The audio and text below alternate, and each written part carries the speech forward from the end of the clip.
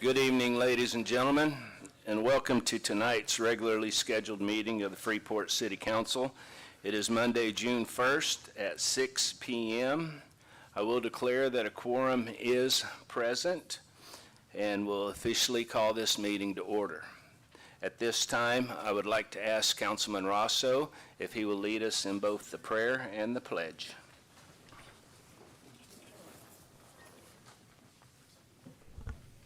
Let's pray. Gracious Father, we thank you for another day that we've never seen. We ask you to bless this meeting as only you can. Bless the people that's listening under the sound of my voice. We pray, Lord, that we do everything decent and in order. In Jesus' name we pray. Amen. Amen. Pledge allegiance.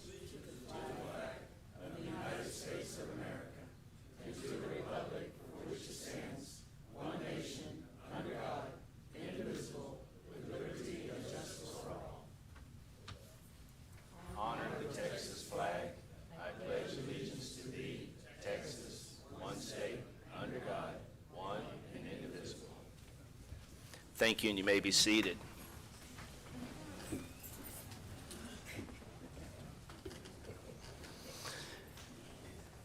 Next on the agenda, we have matters subsequent to posting. Dr. Kelly. Yes, sir. Under executive session, there's an item listed as tax abatements that will not be discussed. All right, so just be utility billing at that point. Thank you. Next, we have audience participation. First up, I have Miss Margaret Bachman.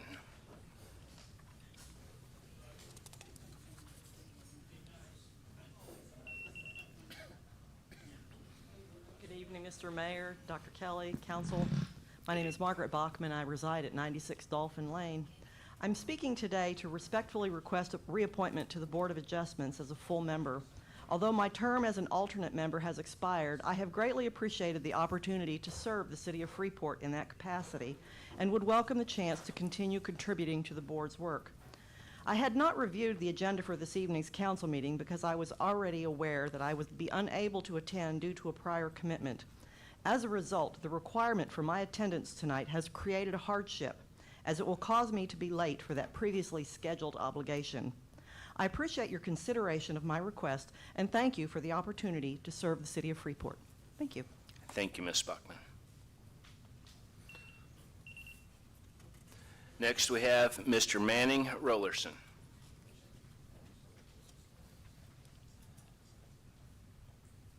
Good afternoon, Council. Good evening. It's good to be back home, back to the United States of America. Well, I've learned in my travels that my governments of another country shows their constituents and their citizens respect. They love talking with their people because they want to know where their people at. I loved it. I'm glad I'm affecting the $550 billion trade deal that America is making with the Japanese government. And I'm glad I'm affecting that because we have no safety in this city. We have a criminal government that violates the law, which every last one of us in here that break the law, we're held accountable. But we have two councilmen that just been sworn in on a video breaking the law by not voting on something that the law requires the city to do. I don't care about his opinion, their opinion, or nobody's opinion. It's the opinion of the law that we all are governed under in this country. As a United States Army veteran, I won't even say the Pledge of Allegiance with you people because you're not trustworthy and we are not one nation. Under what God? Because I don't know who y'all God is. All the evil that y'all show to the people in this community, the deceitfulness and the lying, the stabbing each other in the back. What God y'all praying to? Because it's not the God of Abraham, Isaac, and Jacob. He tell us to love one another, treat each other, everybody with respect and dignity, to stand up to truth, But all you people over here got y'all opinions and all y'all things that y'all want to do to the city together, like the two that keep up the problems about getting rid of the lawyer before they even seated was overheard. So it is a criminal process as usual in Freeport's government. Now we're getting young folks that happen in our community shot in front of their house by law enforcement with this interagency bullshit that none of us are safe. Because that young man should be living right now. And an officer shouldn't be saying, I made a mistake. When there's a center mass shot, as a soldier, I know the difference in center mass and I know the difference in the headshot. It was a deliberate murder because they stalked those children. So that comes back to the policing system that we have in the city, and we have a bad government that we have in this city that the whole population knows. Then how safe are we from the polluters and the dumpers in this community that blow up and give us no kind of excuse or no respect to us as human beings in the city? But that's what y'all are there for. And how can we trust any one of y'all when y'all show to be complicit against the citizens? I pray that y'all do right, because at the end of the day, this one man will hold Freeport accountable to that East End, and I will hold the city of Freeport accountable for conspiracy of organized crime. It was said in the meeting that I thank Troy Brimage for helping us to allocate that land. That made the city complicit in a conspiracy of organized crime against the citizens on the East End. It's on the record, okay? So I expect the city to do its job, because the city will pay for that East End. It's not going away. Understand that. Long as God give me breath, I will fight for what happened to those black folks down there. And let's not talk about Juneteenth, because the Voters' Right Act is out the dang on window. And what are you doing for the black population of Freeport? Thank you, Mr. Ellison.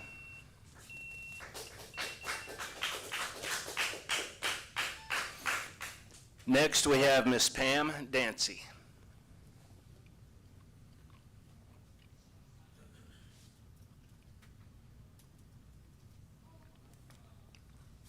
Hello, council. I hope everybody had a good weekend. Is this on? I guess it's on, Yes, right? it's on.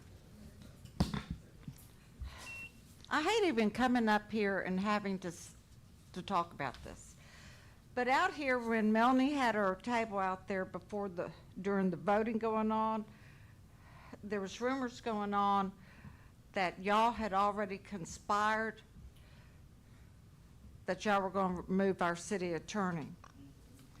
And I thought, you got to be kidding. So y'all had already been conspiring about this, and what they said about Mr. Roscoe, which I hated. I hate to even mention it. But they said that he was the weakest link, and if we could get Mr. Roscoe on board, then we'll be able to get rid of our sitting attorney. And my question is that I'm sure you have some type of motive on this, but I recall right when Mr. Bass was sitting where the mayor is, and Mr. Kane was sitting right where the attorney is, or however that was. And Mr. Bass did Mr. Kane a favor, a court favor, and nobody had anything to say about that favor whatsoever on his court case. And it's just a fact, okay? Also, I hate to even say this, but it's true because it's out in the community that your wife, Mr. Kane, has even said it to other residents that was y'all's idea. Y'all have already conspired, y'all, is what is it, to get rid of the sitting attorney. So if that's the case, the people would like for y'all, when y'all decide to do that, is to at least give the sitting attorney the time and the respect to tell us, the citizens, everything he's been working on for the city of Freeport, and what he has accomplished and what is still there to work on. Thank you. Thank you, Ms. Dancy. Next, we have Mr. Thomas Cool.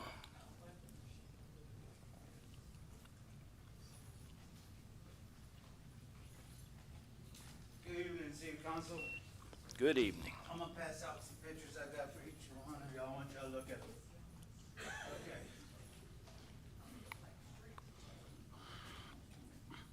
I brought these pictures in for a comment I heard at the last city council meeting. One of the newly elected board members here, or city council members, made a comment. We need to go look at something or another, look at broken sidewalks or another. Wrong comment. That's all City of Freeport's been doing, is looking into it. That's old habits, looking into it. No good. We need old habits. Same old habits, bad. We need to break out of this. The tax-paying residents of Freeport want action taken, not old habits repeated. Okay, there, I got pictures of drainage that I took on the, I don't forgot, it's written on them pictures, where it floods between the 1300 block, 1400 block of, in the alley between 4th Street and 5th Street. I mean, that is bad. That's been going on for years. It leads to sewer problems. They can't even flush their toilets when it floods like that, just bubbles. Then we got a drain pipe that's broken, plugged up, in the entrance of one of them alleys in the 1300 block. Come on. Some people can't even take a shower and run their washing machine at the same time because water pressure is bad. You know, I got testimonies from residents in that residential area that, yes, they complain about it. They come look at it, don't get out of their vehicles, then leave, nothing gets done. Why? We pay our taxes. You know? And to get back to you, what you just said, there's going to be no discussion on tax abatements. Y'all need to think about that. This city needs that money. I mean, what are the industries are doing to us? You know, that's $2.1 billion just in Brazoria County, let alone Freeport LNG is $1.1 billion in tax breaks. Y'all need to stop that. We need the money here. You know, these industries are not holding up to their part of the bargain. Broken promises. All the toxins and pollutants and everything that I brought up, that's public record. Just go to the Texas Commission on Environment Quality. You'll get it all there, you know. Residents of Brazoria County must stand up to the demand the elected officials who approve these deals stop prioritizing big business over the needs of residents who actually live here in Brazoria County. We call on those elected bodies, Brazoria County Commissioner Court, Brassport ISD School Board, Freeport City Council, Freeport Port Commission. Let's get our money back. Come on. Y'all need to discuss about these tax amendments. The city of Freeport needs it. Just take the money we could get and how we could fix this city. Come on. Think about it. We need to talk about the tax abatements. Thank you. Thank you, Mr. Cole.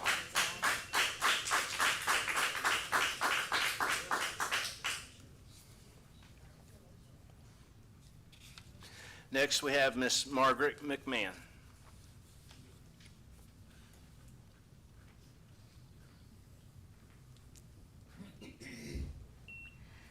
Good evening, Mr. Mayor, Good Mr. evening. Duncan, Dr. Kelly, and City Council members. I want to speak tonight about the United States flags. While driving through Freeport over the Memorial Day weekend, I noticed many of the American flags displayed. Our flags on West 2nd Street and 288 in Freeport, most were torn or frayed. I have seen this common issue over the past couple of years in Freeport. I know we had a storm, but I have seen this when there have not been storms. I did not and do not see this with the U.S. flags on display in our neighboring communities. Not only is this a violation of the U.S. flag code, but honestly, embarrassing.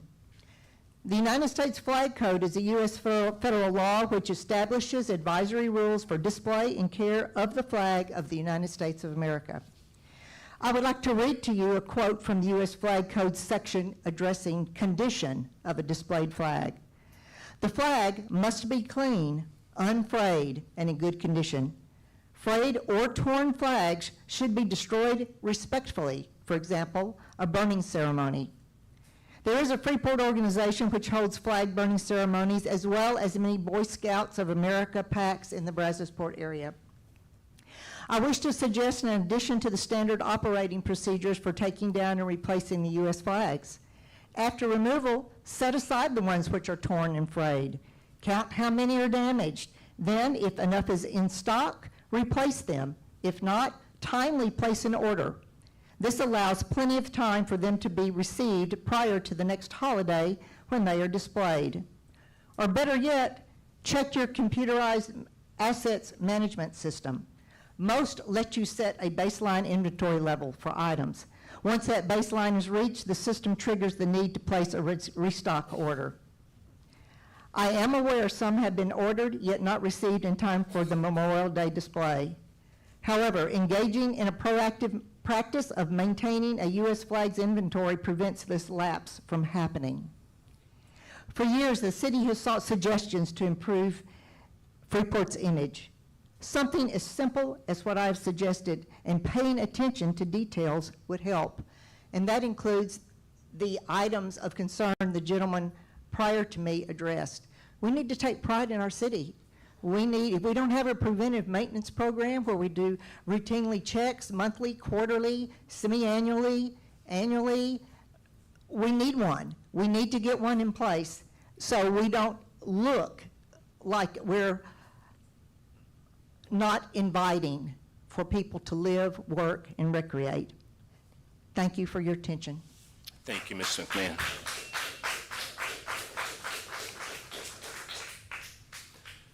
Next, we have Mr. Troy Rivers.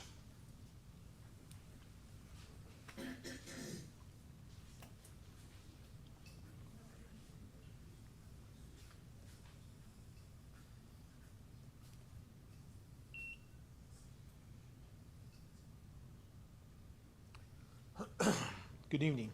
Good I'm here evening. tonight because something serious. Put my glasses on. I'm here tonight because something serious happened. The people of Freeport followed the rules. They used the city charter. They signed a recall petition. It was reviewed. It was validated. At that point, it belonged to the voters, not the personal opinions, not the mayor, to the voters. A valid recall petition is a legal right. When that threshold is met, your duty is simple. Certify the petition. Let the people vote. Petitions are how citizens check power when officials stop listening. Denying a valid petition is not a small mistake. It attacks the people's right to be heard. The Texas Supreme Court made this clear in Houston. When citizens meet the requirement, officials have a duty, not an opinion.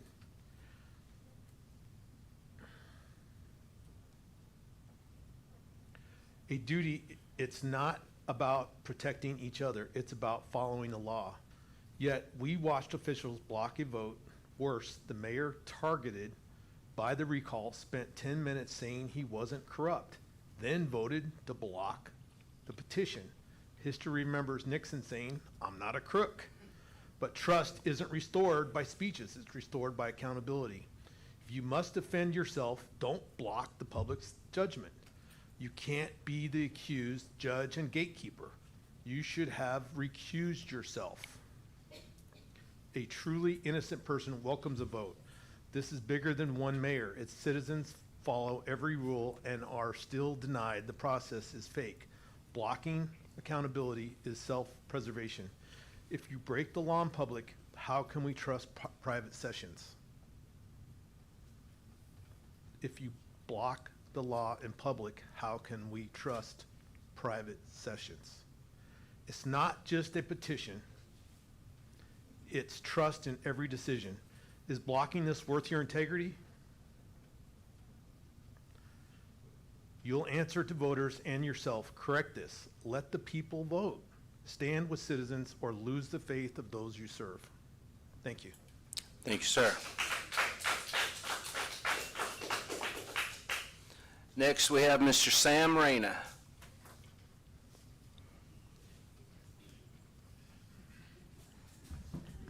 Council, Mayor, good evening. My Good name is Sam Reina, and I reside in 2002 North Avenue G. Last council meeting, Jeff Peña accuses Mr. Mark Parker of assaulting him outside this chamber, and in his twisted mind, he believes he's a public servant, so the assault should be elevated to a felony. Texas Penal Code 1.07, Section 41, subsection A. Under Texas law, the definition of a public servant is broad and includes any person who is elected, selected, appointed, employed, or otherwise designated to perform a government function. This encompasses a wide range of individuals who serve the public in various capacities, whether or not they have yet qualified for office or assumed their duties. Example of public servants include police officers, firefighters, judges, and other government employees who perform official duties.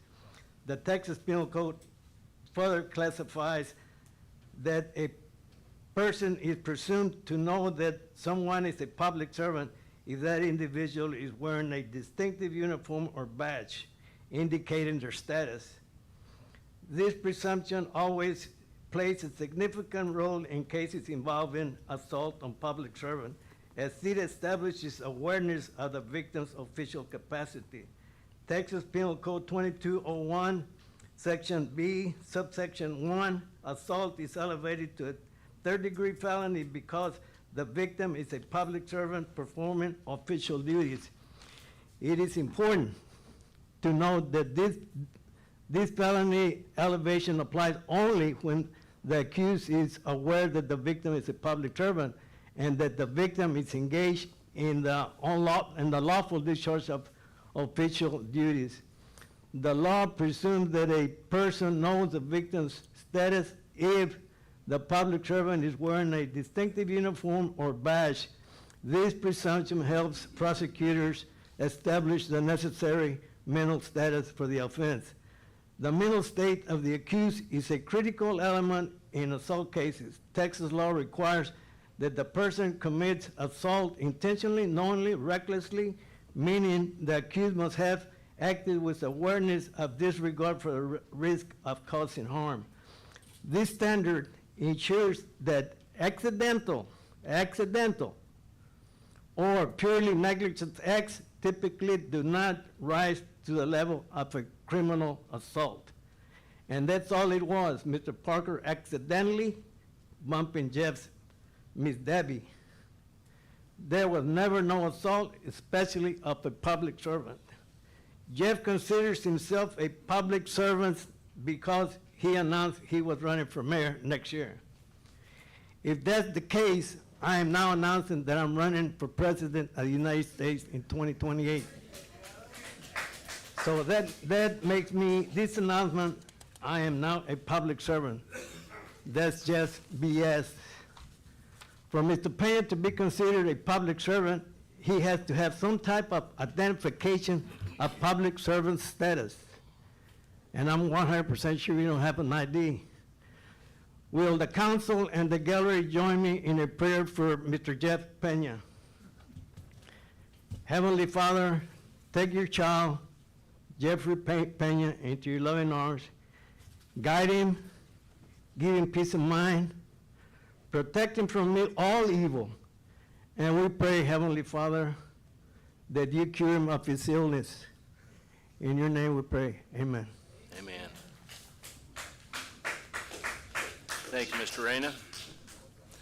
Next, we have Mr. Jeff Peña.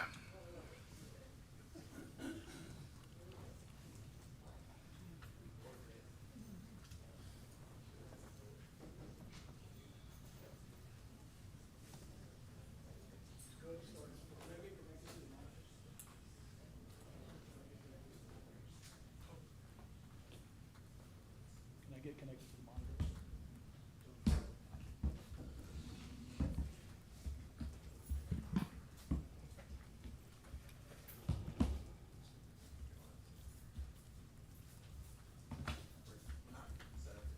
Okay, we're not set up for that. We're not set up for that? You need a wire? What do you, what equipment? I'd have to rewire the system. Hello, Freeport. I want to address the ongoing and illegal walking quorums by Kane, Morales, and Angry Stooge McDuck from Ward A.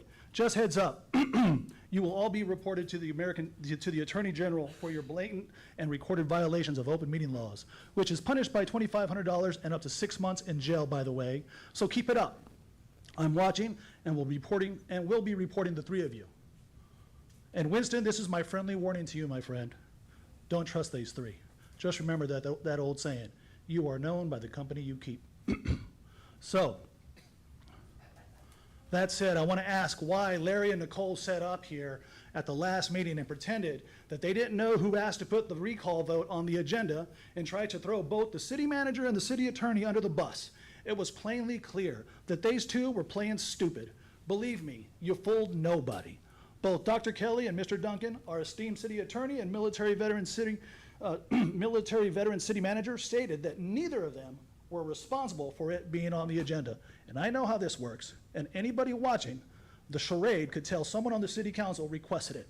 So now we know you're here to lie and settle political scores and rehire your cronies. Well, I encourage you to stop with your corrupt actions, stop your stealing from Freeport again and damaging Freeport with legal liability. But know that because you're already breaking the state laws and the charter laws, get ready to be reported and recalled. And I got the voter support already in Ward A and Ward C. That said, I have two questions for Nicole. You said you spoke to two lawyers. Which two? Or did you just make that up? Or did you just call your goofy, frivolous lawyer Clay Thomas? Or did you simply rely on the expertise of your heroin-dealing ex-convict husband here, wannabe lawyer Sam Reyna? Who was it? We want the names of those lawyers you two so loudly and self-righteously proclaimed as true, and then you and Larry tried to say, oh, our city attorney had gotten bad advice. Well, are you saying he lied to council? What proof do you have? I want you to provide your receipts that prove your claims, because that is what you're elected to do. Duncan explained repeatedly he relied upon the state TML attorneys on how to handle the illegal refusal by council to certify the recall petition to the county. And that leads to my second question. Did you present that evidence given to you to anybody on city council or city hall staff that convinced you that Duncan was wrong? Everyone knows the truth about you two. You just lied to lay out the groundwork in order to try to fire Duncan and to intimidate Dr. Kelly to get in line with your illegal tactics. Dr. Kelly, I want to warn you. These crooks, if they haven't already, will try to intimidate you and threaten you with firing if you don't do their illegal bidding, corrupt contracting, and crony hirings, just like they did to Chief Howell. Is Chief Howell here? Yeah. Let me remind everybody that Kane and Petty were trying to fire Chief Howell, and that included Chino and Nicole were up here supporting of Petty to fire Chief of Police. And after she got reinstated, Sam and Nicole still were pushing to have Chief Howell removed because she couldn't go along with Petty and Kane's illegal actions and illegal directions. And their puppet, George Matamoros, he was only all too happy to do it, and so did Jerry. And even after Petty was fired. But when they failed because the PD didn't go along with their scheme, just know this, Dr. Kelly, these are the snake games these rats play. And that is how Duncan got fired the last time, because he wouldn't go along with the cover-ups by Garavay, Bass, Brimage, and Kelty, and Kane. That all said, I won't be silenced until you are all held accountable and removed. You've all been given notice. Resign immediately.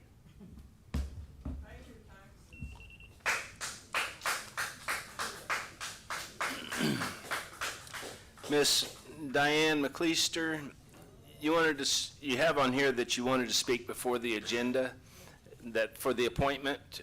No. Which agenda item? Before all the agendas now. Right now? Come on then.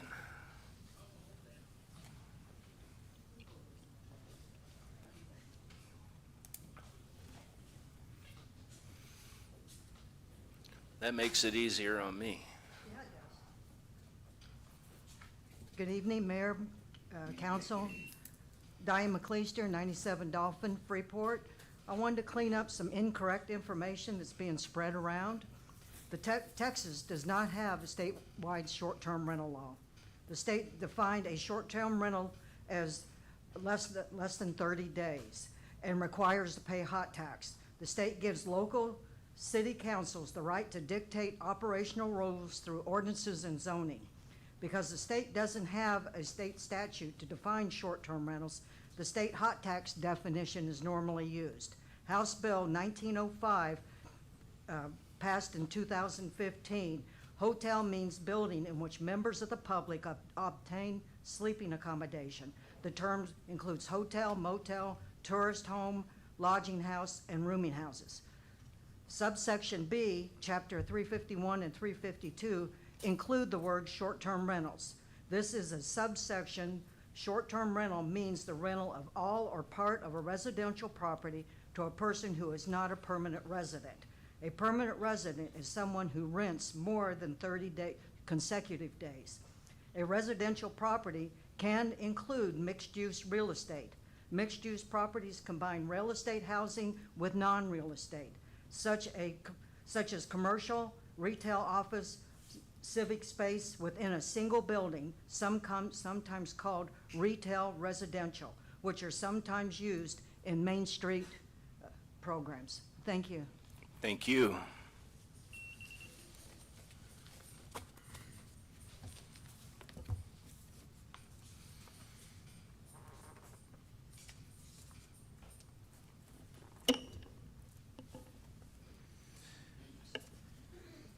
All right, next we have proclamations, presentations, and updates. Dr. Kelly, what do we have coming up?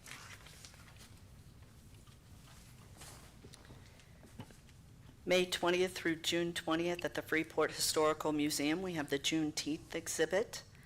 All summer this year, we have the Shark exhibit, also at the museum. We have story time with the Freeport Library, June 10th, and the Freeport Historical Museum at 11 a.m. Fort Velasco Day, June 13th, Freeport Historical Museum, 9 a.m. to 1 p.m. The Senior Citizens Commission America 250 Indoor Picnic is June 15th at Freeport River Place from 10 to noon. And we have the Stars and Stripes celebration July 4th at historic downtown Freeport from 9 a.m. to 1 p.m. Once again, there's a long list of nice, fun things to do. Agenda item 3A. It is now 6:32. I'm going to recess our council meeting and open a public hearing. Public hearing, let me get to that point. Consideration and possible action approving ordinance number 2026-2768 on the rezoning request within the 200 block of South Avenue B, legally described as Velasco or Freeport, Block 12, lots 13 through 19, from C2, general commercial, to R1, single family residential, subject to compliance with all applicable City of Freeport ordinances and adopted codes. Reggie Harris.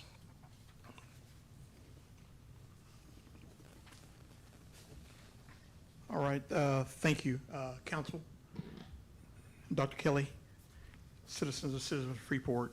My name is Reggie Harris. I'm the billing official for the City of Freeport, and I'm here to present item number 3A. Item summary: the property owner has submitted an application requesting the rezoning of the above referenced property from C2, which is general commercial, to R1, which is single family residential. A public hearing has been conducted. We did it with the through the Planning and Zoning Committee, in which gave a recommendation to bring back to council. The background information was the subject property is located within the incorporated city limits of the City of Freeport Historical. The property was utilized as a residential homestead. However, Paying taxes on this property since I was probably 18 years old. Oh, wow. I was a single mother. And my home burnt in 2014. I had to demo it. I bought another house, that home burnt too. So I've just had a wonderful luck. But I'm at a point where I'm ready to put a home back on that property. But going back, I didn't know that they changed the ordinance on the zoning of it. Nobody sent me a letter. I didn't get a certified letter saying, and I've been paying these taxes, it's been in my name, it was in my maiden name, It went to a P.O. box. I never got a letter saying that it was gonna get rezoned. So I'm not sure how it got rezoned till I went to go get a permit to start building. They told me, oh, you can't because it's commercial. I'm like, how? I had a home on there. So that's how we came to this situation here. I've just want to ask if y'all can approve it so I can continue my family legend there. My parents owned the home. I went to school there since 1986, I believe, and I took over the home. And my both parents are passed now. My father just passed away, so it's very emotional for me, and I would like to complete that dream. So thank y'all.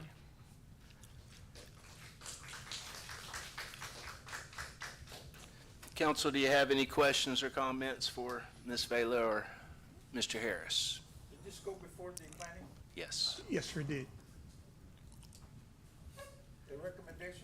The recommendation was the entire 200 block, not just that particular address. It was for the 200 block. And looking on the map, it's surrounded by residential area. He's got a small strip. Yes, sir. And back behind it. Yes, sir. Uh-huh. That's all I have. Council, any other questions or comments? Yeah, I'll say something. We're always saying we want rooftops in Freeport. Well, this will be a rooftop, a brand-new rooftop. That's my take on it. I mean, Miss Garcia has done everything she knows to do to get this home built. And I can't see any reason why we should stand in the way of that happening. Thank you, Councilman. Yes, sir. Yes, Ms. Garcia, you know, we go way back. I thank God for, you know, no one got hurt in them fires back in the day. We want to send our condolences to your loss. And even after all of that, you still want to stay in Freeport. I love it, I love it, I love it. I know your sons, and, you know, I know you want to keep your family here in Freeport, and I thank you. And just, God bless you. Thank you. Yeah, you know, I'd like to say, we always say, Freeport is open for business. And we welcome the business. Even though it's not a business, it is something that will improve the city. As Councilman Rosso says, rooftops is where it's at. So is there any other questions or comments from council? This is a public meeting, so is there any from the audience? We got a wonderful idea from the audience. All right, so with that, it is now 6:41. We are going to close the public hearing, reconvene into open session.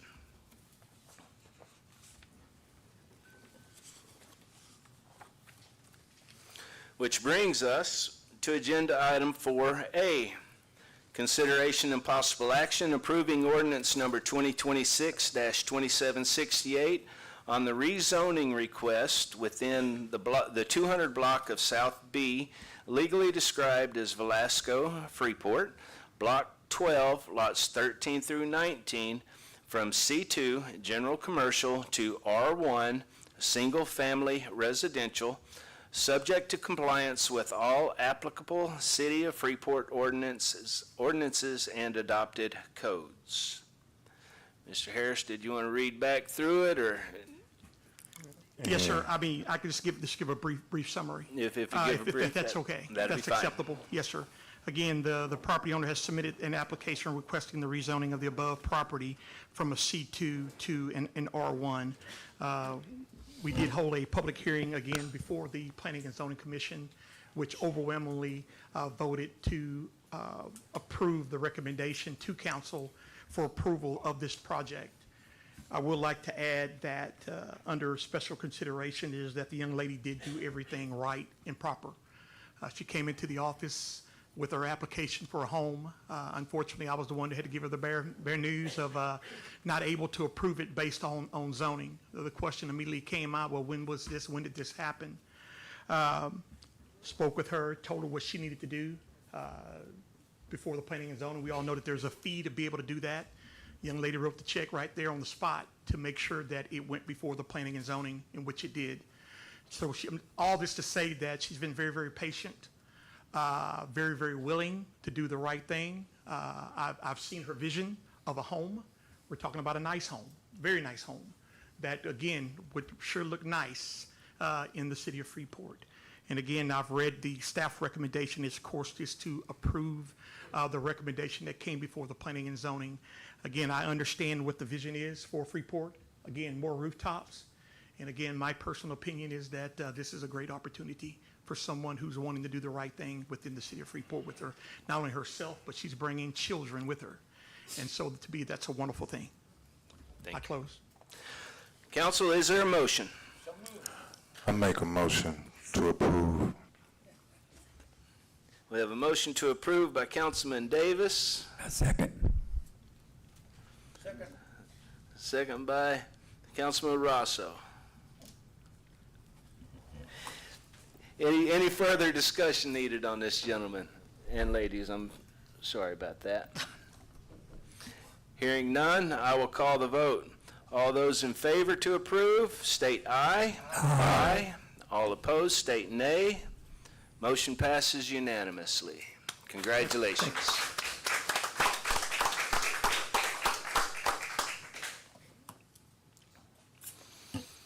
All right, now, we're going to do a little shuffling of the agenda.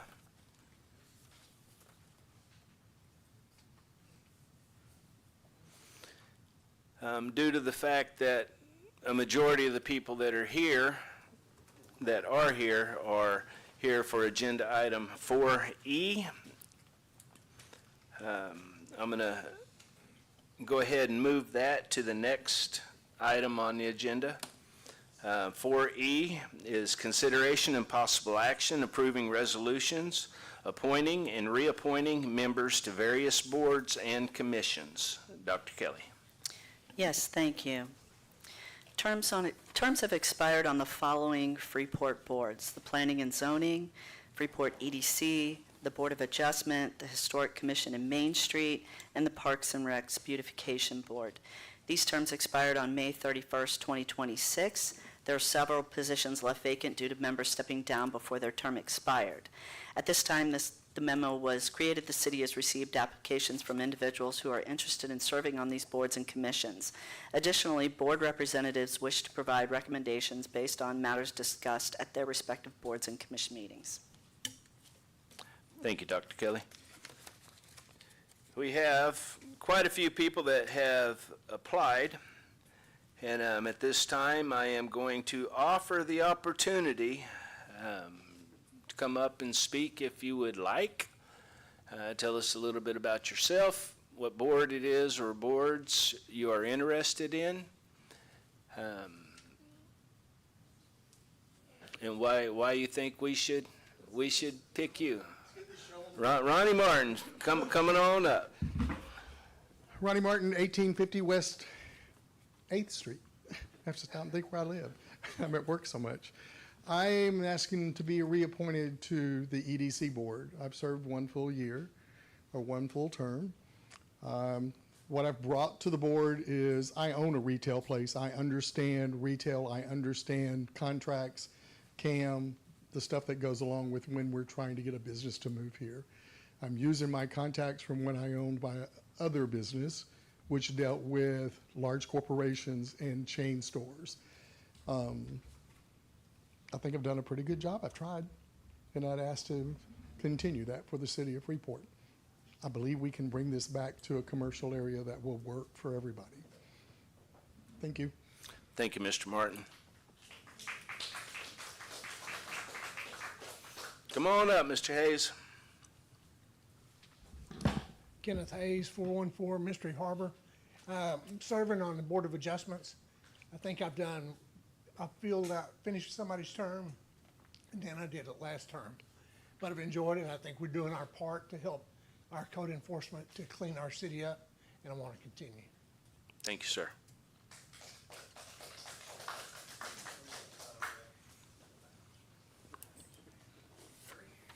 Good evening, Mr. Wood. Good evening. So James Wood, I am was currently with the Historic Development Board and the Main Street Advisory Board, and I have submitted for another year of torture. And I'm really had to do it. We have new people, we have new blood. I see a lot of enthusiasm within the city, and I think we're getting to this place here where we're actually starting to get word out to the people that this is not just some little project, pet project. This is a full-blown city thing, something that they can be proud of, something that Freeport can be proud of, and I'm looking forward to doing it for another year. I agree. Thank you. Thank you.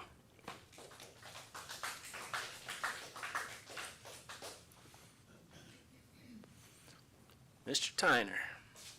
Yes, sir. My name is Kenneth Tyner. This would be my third go-around if I'm reappointed on the EDC. We have a good group of people on the EDC. Very knowledgeable, very smart, and we not only have a great time, we get our business taken care of. We meet on the second Tuesday of every month, and I would like to, and all of us actually, to invite people to come to the EDC meeting. There's a lot of things that's going on in Freeport, some of the businesses that we have brought in, and some that will be in the future. So anyway, just wanted to say would appreciate being reappointed. Thank you, Mr. Tyner.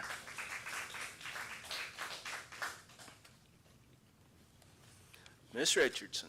Hi, I'm Patty Richardson. I'm at 21 North Avenue A, and I am up for planning and zoning. It seems like the best fit. I think Freeport can benefit from my expertise. We're about rooftops. Oh my God, I'm about rooftops. What a coincidence, because that's my passion too. So if I can be a part of a zoning group to help make sure people like her get opportunities and the American dream, I want to be a contributor to that group. So consider me. Thank you, ma'am.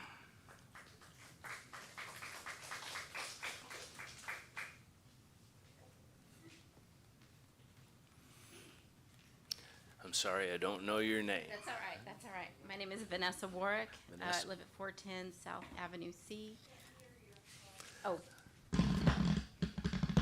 Okay.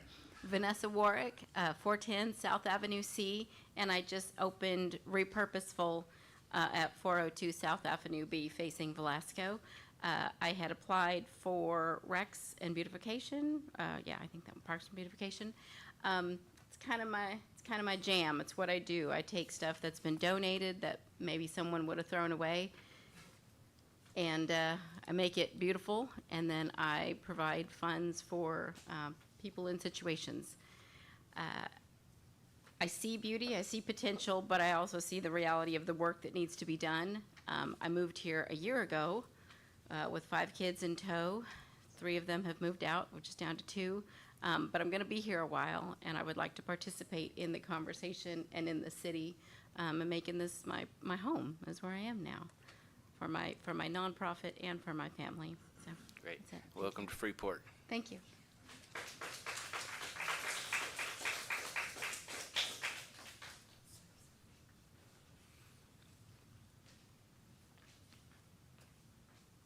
Hello, my name is Leslie Anguiano, and I'm with her as well. I live my childhood here in Freeport, and now my husband and I, we own a business here in our area, and I always have a passion for Freeport.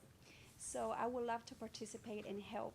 I think we have a lot of potential, and I just seen the passion that we have. So I feel that we can work together. We just have to be in the same team all the time. It's possible. So thank you. Thank you.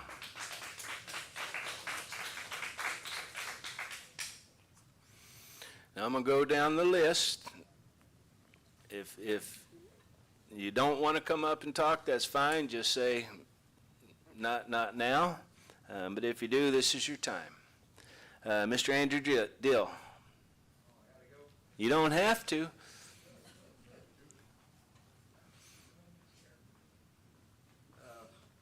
So Andrew Dill, 132 Brazos Landing.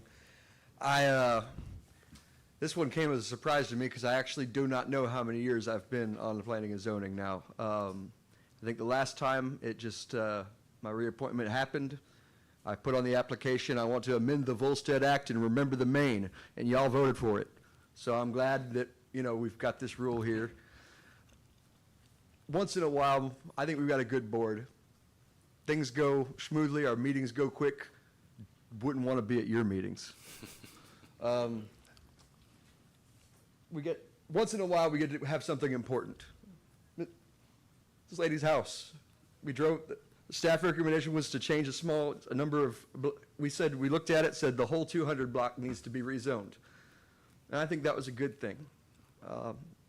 Once in a while, we get to do something important, but for the most part, we just get along. And if you want to reappoint me, that's fine, or don't. That's good too. Thank you, Mr. Dill. Mr. Eric Hayes. You good? Greg Bartosh here? All right, sir. Yanira Estrada?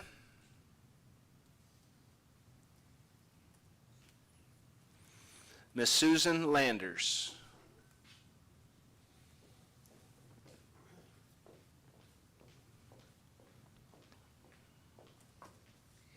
Hello, Freeport. I'm Susan Landers. I'm at 915 West 9th. I'm here and I met with the planning, and I was also interested in the historic board as well. The things that I have to offer with planning, I said that I expressed to them that I am a environmental health and safety manager. Safety has been my career with an emphasis on construction, so I think that's really awesome. And then I also didn't mention with them, and I got to speak with, I can't remember his name. Andy, yes, I met with Andy in the parking lot. I'm a 20-plus year certified arborist as well. So I would also love to be able to bring those life experiences in to unite our community, to make it a better place for our future, meaning our children and our grandchildren. So I appreciate the opportunity to present myself to this board. Thank you. Thank you.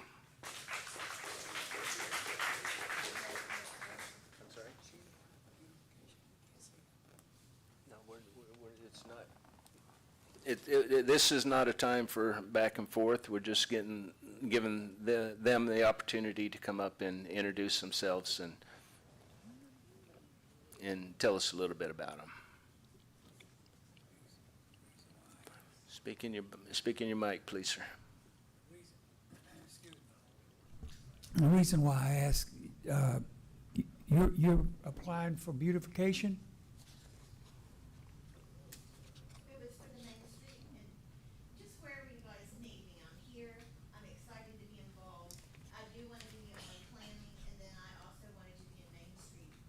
Oh, Main Street, but not beautification? Okay. And that was Miss Landers, correct? Yes, sir. Thank you.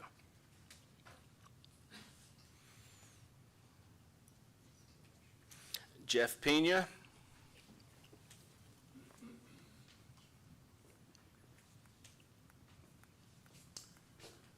I wanted to make sure that I put my name in the hat for these boards because I think they're very pivotal to the future of Freeport.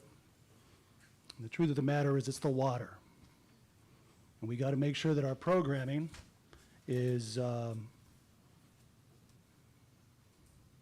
structured such that it really focuses in on bringing, or for that matter, putting our programs and events where the visitors and the tourists are all at, and then attracting them to the downtown and, for that matter, all the other nice places in Freeport. And I say this because to preface my experience, and everybody knows my credentials and my reputation in this city, and I can tell you right now, I've applied for the EDC, which I was the president before. And then I was also the actual councilman that started the Main Street Historical Society. The previous museum manager, when I arrived back in 2018, or 16 rather, had asked me for that support when I got on council, and I gladly obliged. And so now we have that. And, I got to tell you, I know I'm popular tonight with this council, and I'm being very facetious. So, you don't have to do me any favors and put me on these boards, but I will ask you to do a favor for the citizens of Freeport. When you have EDC board members that came up that want to be recycled into the program, I want you guys to remember this. These are the same crooks. And I'm talking about Ronnie, I'm talking about Mr. Hayes, I'm talking about everybody that came up. Mr. Pena, Because I'm Mr. asking Pena, the we are council here, to hear we are my- here to talk about you and Right. yourself and what you want to bring to the The reason why I want to boards. be on the EDC board is because we need the city council to make sure, to remember that they have active lawsuits that are hurting the city, trying to steal city land. So though they want to come up here and say they've been playing Kumbaya, they've been playing screwed city Freeport land. And I'm talking about the 25 acres, and you know all about that, Jerry. And the problem we have is with Robert Johnson. So I'm hoping that you appoint. Mr. Pena, Didn't we have a sign outside? Don't we have a sign outside to remove these hostile outbursts? We just had that ordinance. I was told about this. And I just asked the police, so I expect you to Mr. gavel them down too, Mayor. Mr. Pena, I expect you to stay on point. The topic is, I didn't see you edit anybody else. And I'm trying nobody to else say has here, gone off topic. we got folks here that do not belong on these boards. And I'm telling you, all I'm asking is if I'm being considered, just know that my thrust of my whole intention is to make sure that the city properties are not sold down the river to somebody's friend and, or for that matter, illegally used as lawsuit fodder, and then we're wasting valuable riverfront property. That's the first thing. And then as far as Main Street, I want to make sure that we do in fact incorporate all these events in the program, and that the UTSA study had actually created. We paid, I think, $70,000, probably even more than that, and make sure that we do the programming right. But I can tell you right now, as an owner of property in downtown Freeport, and for that matter, I'm very confident that I speak for the majority of the owners in downtown Freeport, we don't want an HOA. We don't want an HOA, and we don't want anybody that's on the main street that's not from Freeport to be dictating what the downtown owners have to do with their properties, because nobody else here wants their property to be managed as an HOA, not even those over in Brazos Landing. And if you want that, you need to move to the Woodlands or Katy. That's all I have. Thank you.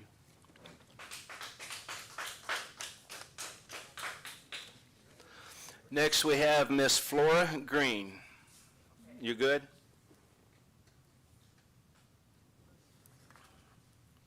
David, did I call you already? All right. Did I miss anybody?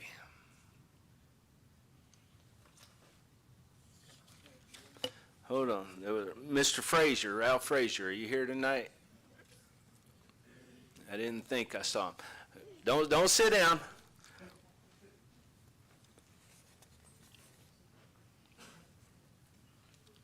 My name is Tony Mladen. I live at 529 West 4th. I'm a disabled U.S. Air Force veteran. You moved here about 4 or 5 months ago. I'd like to be on the historical board, and really any board that needs help. I want to give to this community, since I plan on living here for a long while. So any help that I can be to the community to make it better, I'd like to. So thank you. Thank you so much. Let me ask you. I didn't get her name. Have you applied for any of these this go around? Yes, I did. It says submitted. I haven't been contacted or anything, so I didn't know if it had got through. I resubmitted one earlier just to make sure that it went through. So yes, yeah, I've submitted it. And what was your name again? Tony, Toni, Mladen. Help me out with that one. Mladan. That's the first Mladen I've ever heard of, I Probably believe. the last one. Thank you. And the reason I ask, I don't see your name on any of the applications that we have, which makes me wonder, possibly it got turned in after the deadline. I did it 2 or 3 weeks ago, and then I checked it again today to see, since I hadn't heard anything, so, possibly, I don't really know when the deadline was. We need, Okay, we so- need people okay. in this board.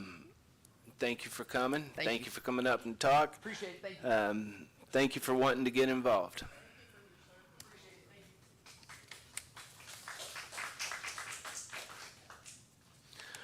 All right. Let me try to get this somewhat organized here. Tear that out. Council, first on the list is the Planning Commission. We have 3 vacancies. Councilman Matamoros was the liaison. That is important because per our current ordinance, the liaison gets the opportunity to make the first motion. Councilman Matamoros is not here any longer. Therefore, council, what is your pleasure? We have to do these one at a time. One person at a time? Yes, ma'am. Oh, wow. Oh, okay, I'll make a motion for Andrew Deal. We have a motion on the floor to reappoint Mr. Andrew Dill.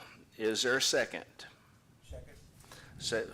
The motion was by Councilwoman Morales and seconded by Councilman McDonald. Any discussion needed on this, ladies and gentlemen? Hearing none, I'll call the vote. All those in favor state aye. Aye. All opposed state nay. Motion carries unanimously.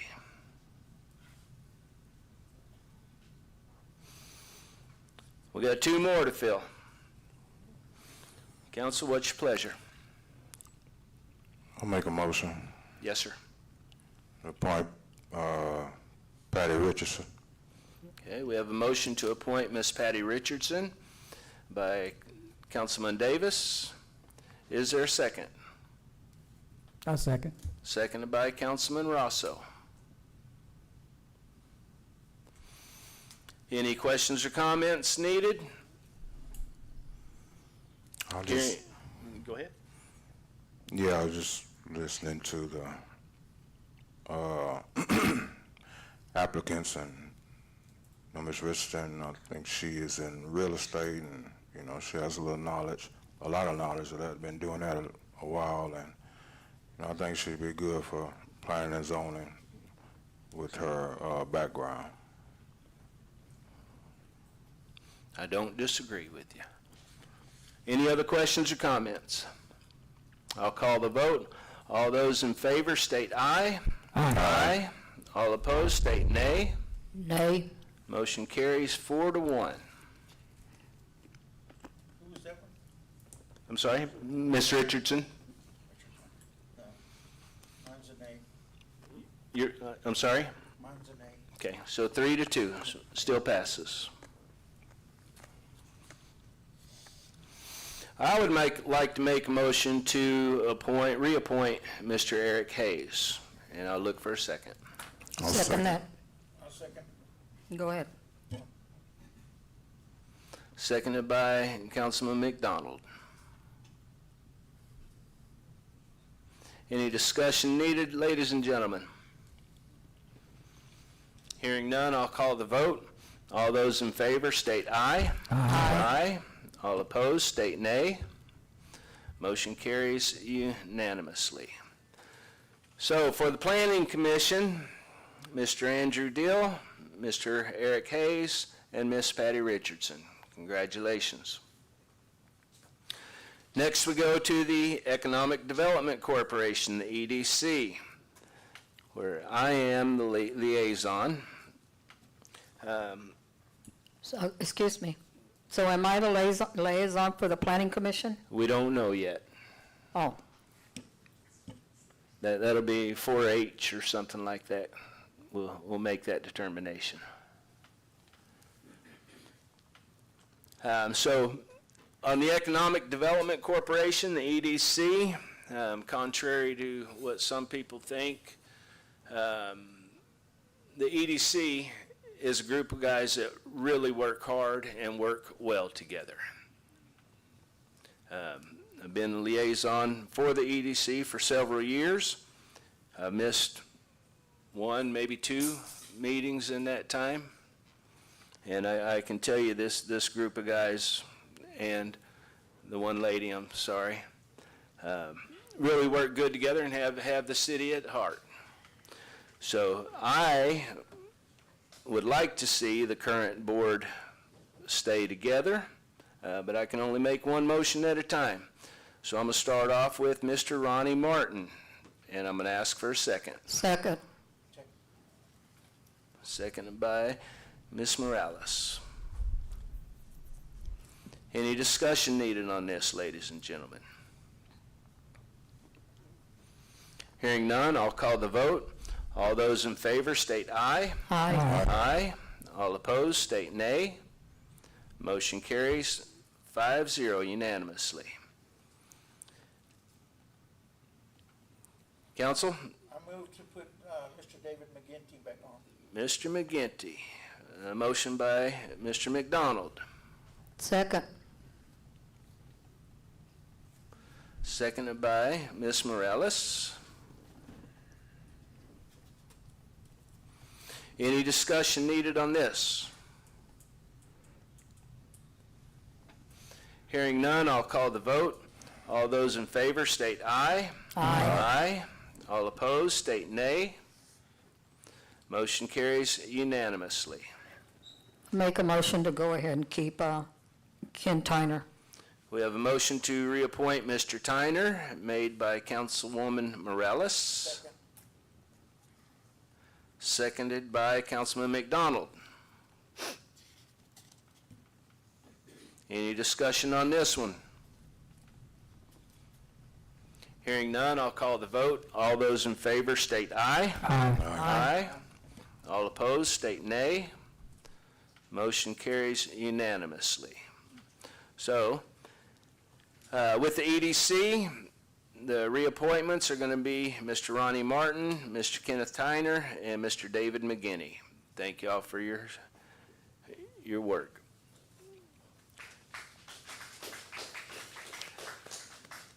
Next, we have the Board of Adjustments. Once again, this was Councilman Matamoros. He's no longer the liaison. So I would like to start off by making a motion to appoint Miss Margaret Bachman as a full-time member and not just an alternate. And I'm looking for a second. Seconded by Councilman McDonald. Any discussion needed on this? It's not needed, but I must say, Ms. Bachman has been an alternate for a couple years, and from what I understand, she has made every meeting that they've had, and I think it is well deserved. So I'll call the vote. All those in favor state aye. Aye. Aye. All opposed state nay. Motion carries unanimously. I'd like to make a motion to reappoint Kenneth Hayes. We have a motion to reappoint Mr. Hayes by Councilwoman Morales. Second. Seconded by Councilman McDonald. Any discussion needed on this item? Hearing none, I will call the vote. All those in favor state aye. Aye. Aye. All opposed state nay. Now, if I'm not mistaken, Miss Estrada, whenever I called names earlier, was, all right, so she cannot be appointed. As crazy as that sounds.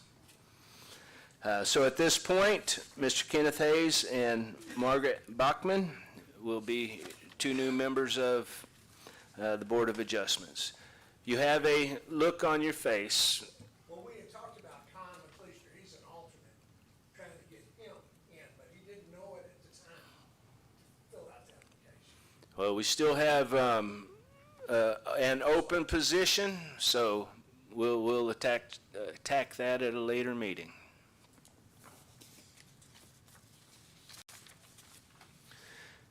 Next, we have the Historical Commission in Main Street, which Councilman Davis is the liaison. I want to make a motion to go. Hold up. The liaison gets to make the first one. Mr. Davis, what's your pleasure? Historical Board, let's see, so we got two that would like to come back. Two that would like to come back, we got 6 vacancies, okay. Yes, I think the Historical Board, is forming a nice little group together. I think the ones that is applying to come back, I think they're worthy to come back, so I'm gonna have to go ahead and start right there, make sure they get back. I'll make a motion to reappoint Ms. Flora Green. We have a motion on the floor to reappoint Ms. Flora Green. Is there a second?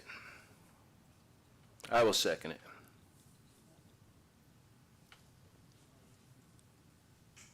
Any discussion, questions or comments for appointing Ms. Green? Hearing none, I will call the vote. All those in favor state aye. Aye. All opposed state nay. Nay. Motion carries 3-2.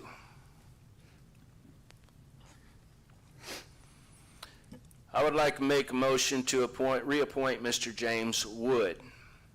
So moved. I'll second. Second by Councilman McDonald. Any discussion there? Hearing none, I'll call the vote. All those in favor state aye. Aye. All opposed state nay. Motion carries unanimously. Thank you. Thank you, Mr. Wood. I'd like to make a motion. Yes, sir.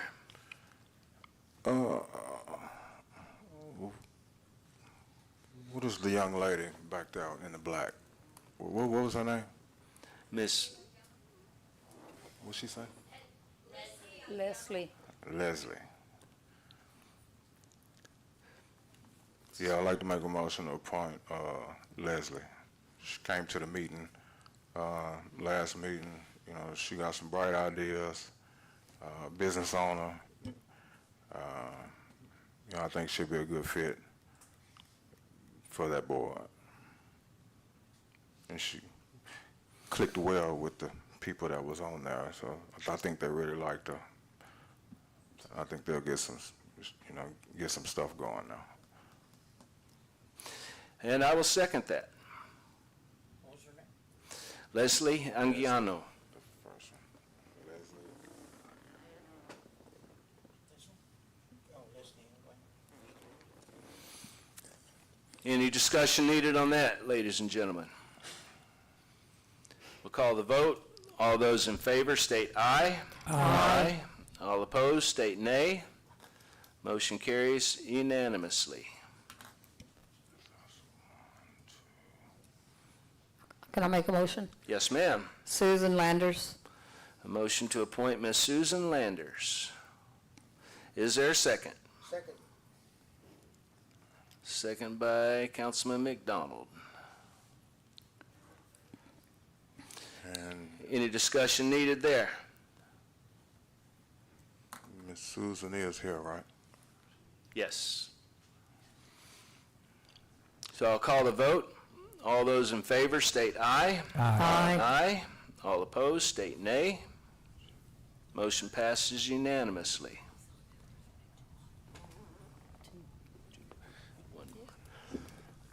I'm going to make a motion to appoint Mr. David McGinty and ask him for a second. I'll second. Second. Second, we're going to give it to Mr. McDonald. Any discussion on Mr. McGinty? Hearing none, I'll call the vote. All those in favor state aye. Aye. All opposed state nay. Nay. I mean, no. I already said that. My bad. I'm sorry. I don't know why I said that. So you're going to give it a unanimous? No, that's... You're going to give it a unanimous? Yes. All yes, right. Yes.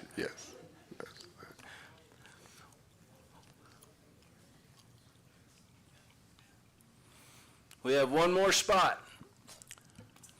Is there a motion? Can we? Make a motion. Oh, go ahead. Yes, sir. It looks like one is not here anyway, so last but not least, make a motion to appoint Jeff Pena. We have a motion to appoint Jeff Pena by Councilman Davis.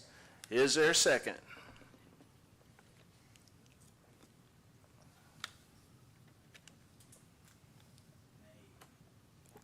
Is there a second? Motion fails for lack of a second. So, Ms. Flora Green, Ms. James Wood, Ms. Leslie Anguiano, that's close enough, I hope. Mr. David McGinty and Ms. Susan Landers. Congratulations, you are on the new Historical Commission in Main Street. Did you already fill all 6 vacancies? No, there's still one vacancy. That young lady that spoke over here, that, Tony, If can I make a motion? if we, What? I'm going to leave that up to council. Just needs to put an application in. Because an application, she has not gone through the normal application process, so if council, no, I think we need to go through the application process. We'll look for it, and we'll see if we. I don't recall when the deadline was. You do have it? Was it after the deadline? Just resubmit it, like, get one today and resubmit. Yeah. Cool, thank you. We'd love to have you. And that was a good thought, Ms. Morales. Next, we have Beautification, Parks, and Recreation. There's 2 vacancies. I make a motion to, for Vanessa Warwick. Is she Vanessa? here? Yes. Yeah, that was you, okay.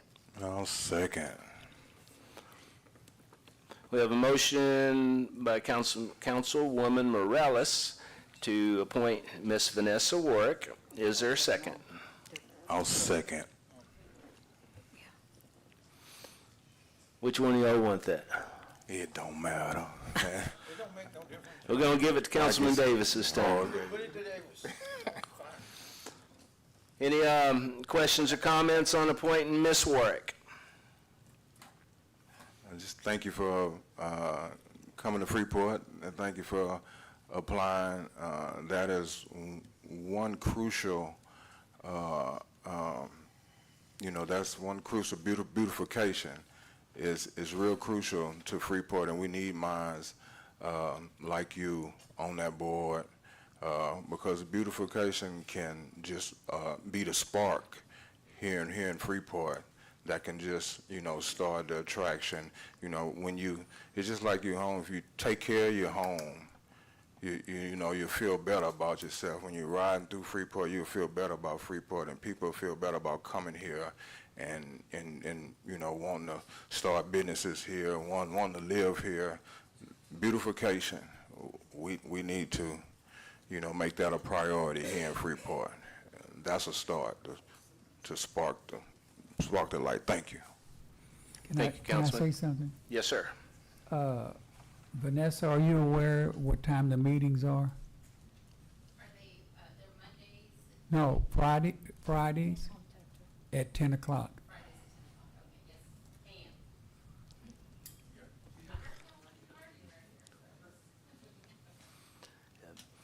You know what? I apologize, Mr. Rosso. I skipped right over you, didn't I? Yeah, you did. Councilman Rosso is the liaison. So he should have had the opportunity of the first motion. I apologize to you, sir. So with that, I'm going to call the vote. All those in favor state aye. Aye. Aye. All opposed state nay. Motion carries unanimously. Councilman Rosso, what's your pleasure on the second one? She's not here. The only one that's here is Susan. Is she here? Yeah, Susan. Yeah, she talked to us. There she is.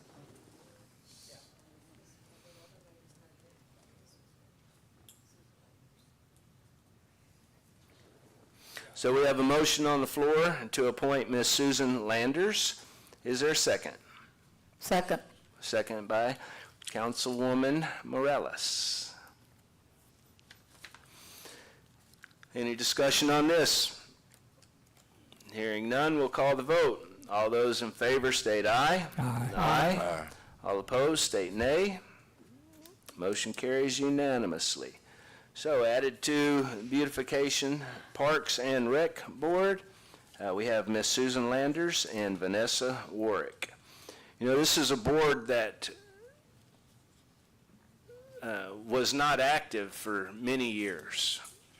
And it wasn't until maybe a year and a half, 2 years ago that we finally got some attention and got people involved in it. So I'm glad to see new people coming in, new ideas, and let's get to work. Can I say something too? Sorry? Can I say one more thing before we? Yes, sir. Yes, and once again, I want to thank y'all at the Beautification Board, but I went to a couple of meetings and come to find out that, you know, that board doesn't have funding, looks like. If I'm wrong, somebody correct me, but I don't think that board has funding. They do not have much of a budget. Okay, so come budget time, I'm going to be pushing that, you know, the Beautification Board get some kind of funding, because you need some kind of funding to go along with that to make something happen. And You are correct. All right, so we're going to move on. Thank you, everybody that applied for these boards. Thank you, Ms. Tony. Don't give up on us. We're going to move on. Agenda item 4B, consideration and possible action approving minutes from May 11th, 2026 and May 18, 2026. Make a motion to approve. We have a motion to approve by Councilwoman Morales. Second by Councilman McDonald.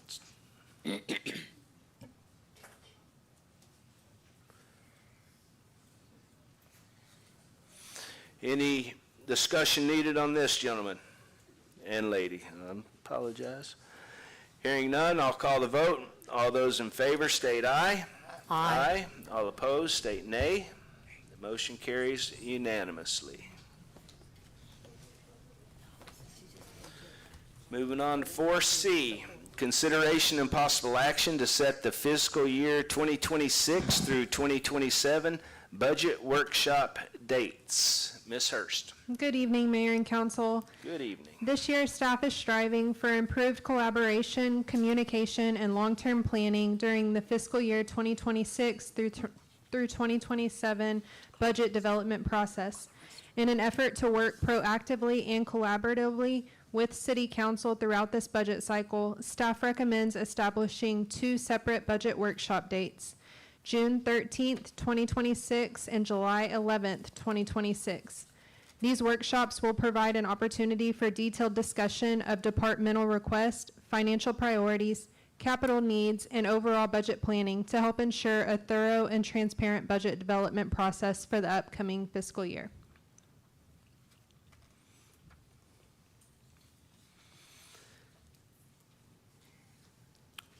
Do we have a way of putting this printout that we have on the big screen? Could you do that for us, Toby? It's in the packet. I don't know if that helps.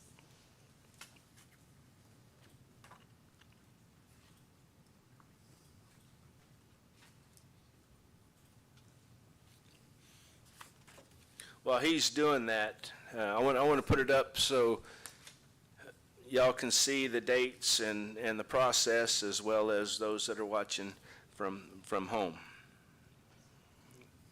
While we're waiting on that to load, I will ask the question. Is there a motion? Yeah, I make a motion to accept. We have a motion to accept by Councilman Davis. Is there a second? I'll second. Second by Councilman Rosso.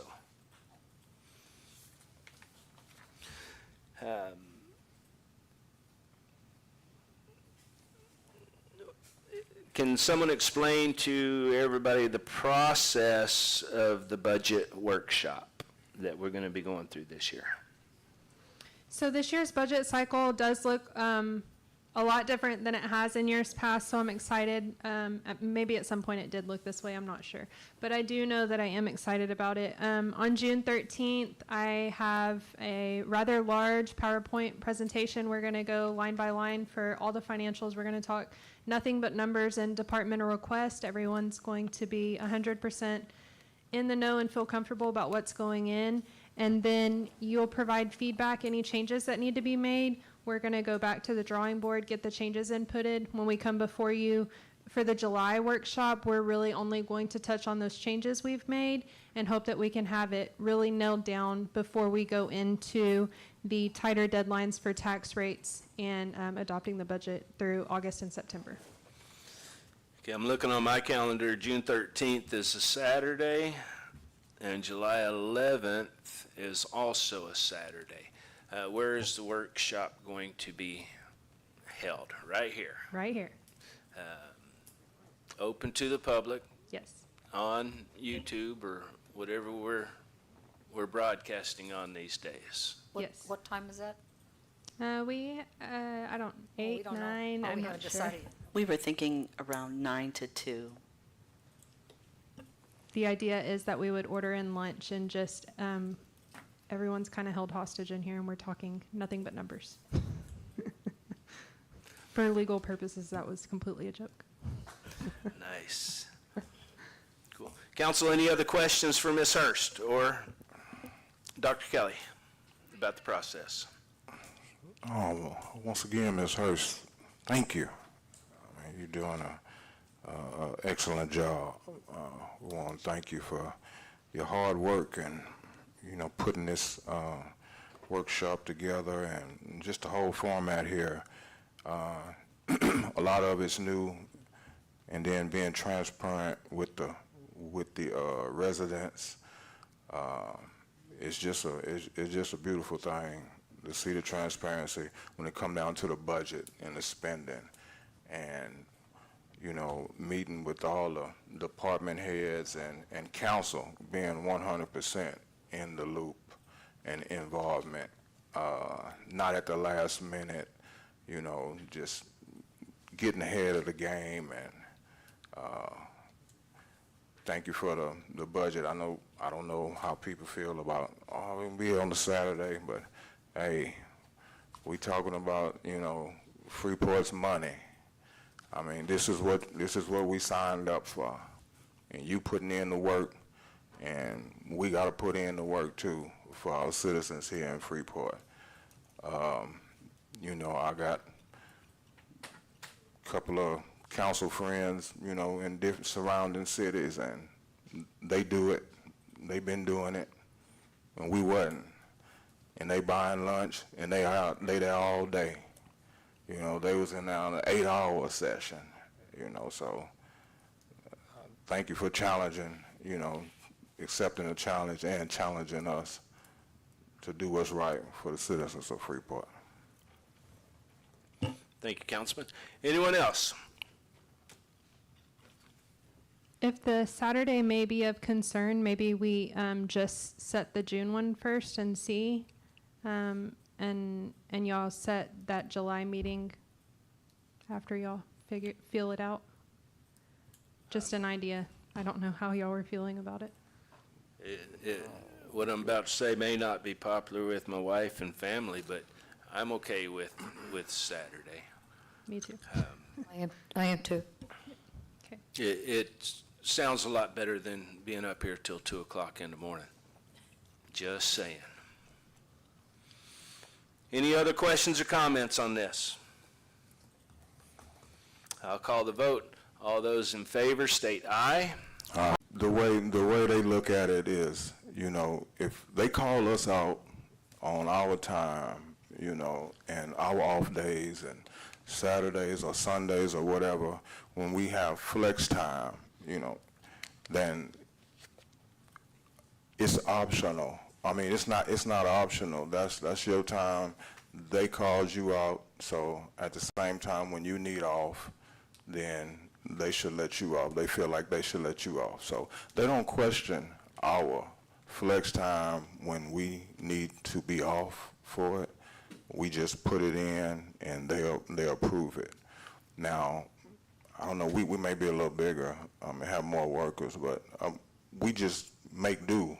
You know, everybody does it, because it ain't gonna be but one person. It's not like 3 or 4 people take them on the same day. Anything's possible, but you know, it's flex time. It's your time, and we don't have a time limit when we have to take it. So, but the way it was, when you have to take it in the same pay period, I felt like that. Too much pressure. Yeah, that was too much pressure on them, and you expect them to come out and help you when you need help on their days off, you know. But then we wanna tell them, well, you gotta take off in this time period, or what, you lose it, you know. So I like to spreading it out for 30 days. I would have done it longer, but you know. So in the county, they give it to us, we get it, and it's no time period on it. Yeah. Anyone else? I'd like to just make a comment that at Dow, we had what we call comp time. For the same reason, get called in the middle of the night or in the weekends or whatever, which I did a lot of that back in my good old days, but nonetheless, we called it comp time, and we didn't have a time limit that you had to take it within a week or within a month or whatever. It was just, you know, let your supervisor know, let your coworkers know, hey, I'm going to take comp time, blah, blah, blah, and that was that. And that was at Dow. Yeah. One thing that whenever we were discussing this originally,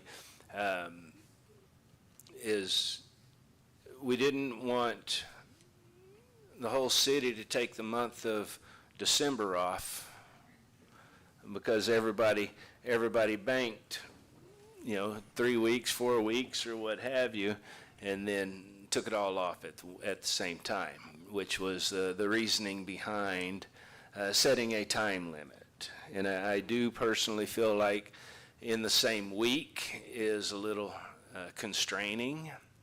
So I feel like a month gives a little more leeway. That's my opinion on it. Well, can I respond? Yes, sir. Yeah. So I kind of see where you was going with that, but in the county, that's what happens. And it's a ghost town, and Winston can, you know, vouch for that too. But it's Christmas time, it's holidays, I mean, you know, we make do. We just get little projects. We just the crews out there, they just cleaning up. They just going around around the county picking up something. I mean, we make do. I mean, you're not gonna get no big jobs done, but I mean, that's only a week or so. I mean, it happens, but so it does happen in the county. It's a ghost town. Like you come down, it's maybe 7 people there, and we got 50-something people. December's a whole month. Yeah. There's 4 of those weeks in December. But they save it for December, and you know, because we can time it out. You know, like I said, Winston can tell you, we'll time it out, and we'll be off 13, 14 days. but, Kind of hard to run a city like that, though. yeah. Any other discussion, questions or comments? I'm glad y'all all had that opportunity. Can, You do too, you was a self-employed. I personally like the overtime better. So with that, I'm gonna call the vote. All those in favor state aye. Aye. Aye. All opposed state nay. Motion carries unanimously.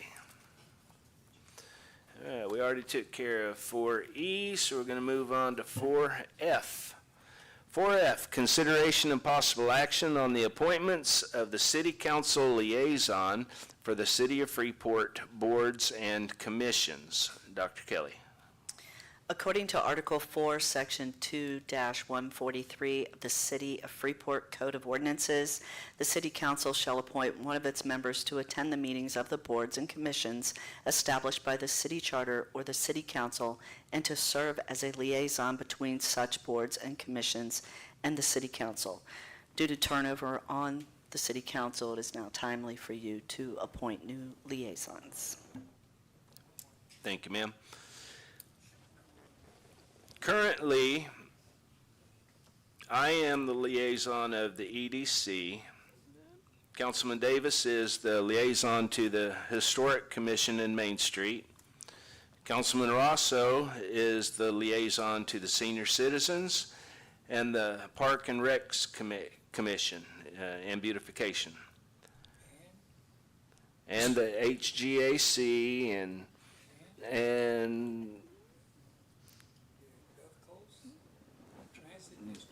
and the Gulf Coast Transit District. So Councilman Rosso has been having his hands full. So that being said, he don't That's need no more. what you get for retiring. Like, he don't need any more. So let's start off with planning and zoning. That was Councilman Matamoros. He is no longer with us. What days are them? I'm sorry? What days is planning and zoning meet on? Say third? Third Tuesday. Looking for a motion? Yes, sir. Make a motion that we put Ms. Mireles on that. Yep, We have a motion to appoint Ms. Morales. it's okay. Yeah, I'm off. Is there a second? I'll second. Second by Councilman Rosso. Any discussion needed? I'll call the vote. All those in favor state aye. Aye. Aye. All opposed state nay. Motion carries unanimously. Next is the Economic Development Corporation. Can we make a motion? I would enjoy staying on it Oh. if that's council's pleasure. I'll make a motion. Jerry, Mr. Mayor, stay on it. We have a motion on the floor from Councilman Davis, I'll second. seconded by Councilman Rosso.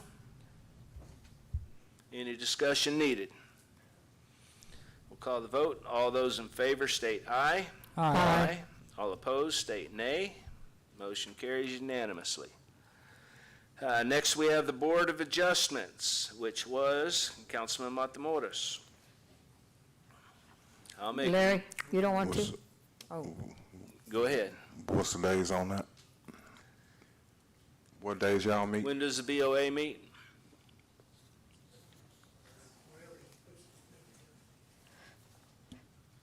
we don't have a set date, oh, I'm sorry. I used to be on the Board of Adjustments, I apologize. We don't have a set date that we have meetings, it's just whenever something comes up and they need to address it, and that's when we call a they used to call a meeting, I'm sorry. Right? We try to get the third Thursday. Third Thursday? Third Thursday. That's new. That's good. It might be, Mr. Harris, correct me if I'm wrong, is it a case where you try to schedule it for the third Thursday if something comes up? However, if there is not anything important to discuss, then we don't have the meeting then. Does that sound correct? Yes, sir, but now we give updates, so typically we always have work. Yeah. Fourth Thursday. I'll correct it, Fourth Thursday. Council, what's your pleasure? I'll try it out. Councilman Davis is making a motion for himself. So moved. Second. And seconded by Councilman McDonald.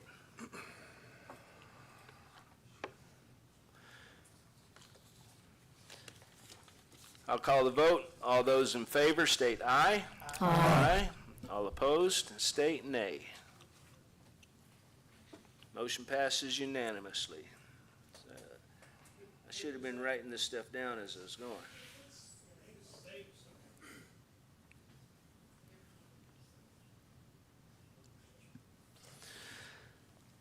So next we have the Historical Commission in Main Street, which currently is Councilman Davis. I'll make a motion to, for Larry McDonald. We have a motion to appoint Mr. McDonald. Is there a second? I'll second. Seconded by Councilman Rosso. Any discussion on that one? Hearing none, we'll call the vote. All those in favor state aye. Aye. All opposed state nay. Nay. Motion carries 3-2. Man, you just took me off and he don't even want to do it. Boy, I tell you.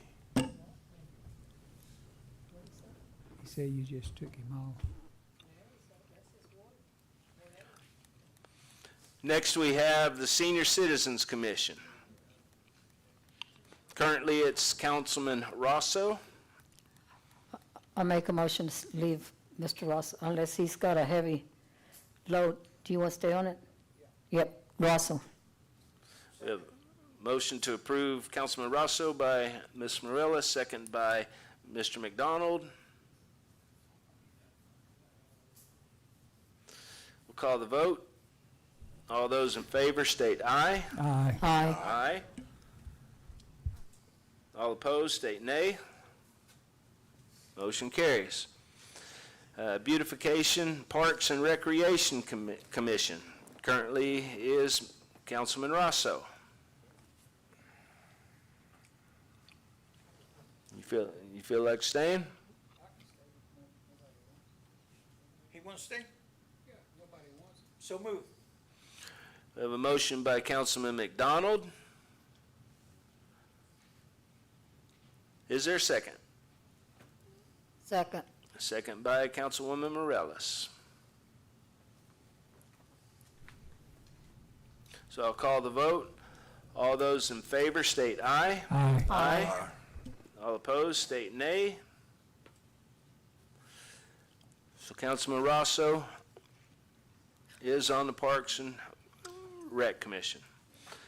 So Councilwoman Morales is on the P&Z. I am on the Economic Development Corporation. Board of Adjustments is going to be Councilman Davis. Historical Commission in Main Street is Councilman McDonald. Senior Citizen Commission is Councilman Rosso. Beautifications, Parks, and Recreation Commission is Councilman Rosso. There was a little bit of not so much in agreeance over here on the Historical Commission. Y'all, someone don't know where we are. Y'all discussing if there is an issue, bring it back to us and we'll. And we find the people has voted.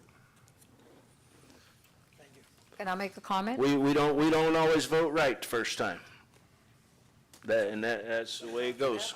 Can I make a comment? Yes, ma'am. The reason I made a motion for Larry, that's his ward. So he's real close, it's close and dear to his heart, so I think that he would be a good asset there.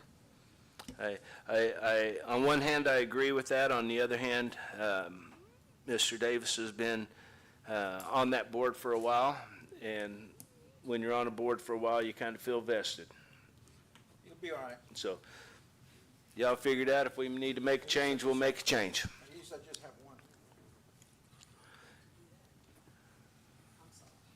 Agenda item 4G, discussion regarding amending ordinance number 2025-2756, establishing specific procedures and deadlines for items to be placed on the city council agenda.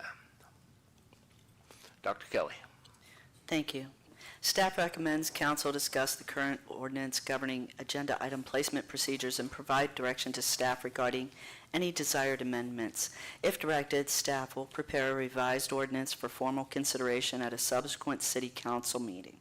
The existing ordinance establishes timelines and procedural requirements for regular and special meeting agenda requests submitted by the mayor or individual council members. Discussion may include the timing of agenda requests, packet preparation deadlines, supporting documentation requirements, and overall workflow associated with the agenda development and public posting. No action is requested at this meeting other than policy discussion and potential direction to staff regarding whether any amendments to the existing ordinance should be prepared for future council consideration. Thank you, ma'am.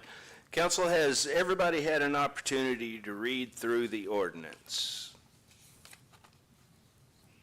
Okay.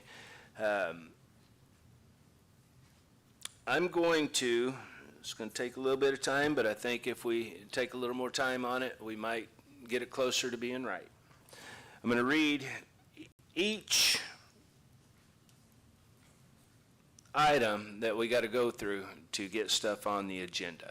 And I want to discuss issues that we may have per item. So item number 1, any request made by the mayor or a single council member for an item to be placed on the agenda of a regular council meeting must be made in writing to the city manager on or before noon, 12 p.m., on the Thursday that is 9 calendar days prior to the date of the meeting. The city manager may place any item on the regular council meeting agenda prior to posting. If a recognized city holiday falls at any time during the 9-day period preceding the meeting, including the Thursday deadline, the submission deadline shall be moved to noon, 12 p.m. on the immediately preceding Wednesday. Now, if that isn't clear as mud. The first thing I see is any request made by the mayor or a single council member. I'd like to see 2 council members. That's the way we used to do it back in the good old days. And it worked perfectly fine for us. Yep. I agree. I agree with the fact that it should be 2. Wait, to just put something on the agenda? Yes, sir. 2 council members. Now, if you're an elected official and you have something that you want to talk about on your ward, and nobody seconds it, that's just, you're cutting out a councilman's right and the people's and the citizens' right for the councilman to represent them, to talk about issues in their ward. As an elected official, the people elected each one of y'all. Each one of y'all should have the right, each one of you should have the right to put on the agenda what you want to put on the agenda without getting a second from me, from her, from you. That's your right. You are voted in to represent the citizens of your ward, not just your ward, the citizens of Freeport. And we're gonna sit here and handcuff them. So I have to approve your agenda request when we talk. I just don't think that's right. It's uncalled for. Nobody, no other city does that. Tell me one who does it, and I'll backtrack on that statement. I'll say I'm sorry later. But I know council member in Lake Jackson. I know council member in Clute. I know council member in Richwood, in LaPorte, in Manville, in our colony, yeah, because I network. I make connections with other people. And I ask them, and they don't do this. I mean, this isn't, I mean, it's not that, it's not that hard. It's not that bad. But it's just not right. Councilman Rosso, what's your thoughts on it? Well, we just changed it. I know. We just changed it.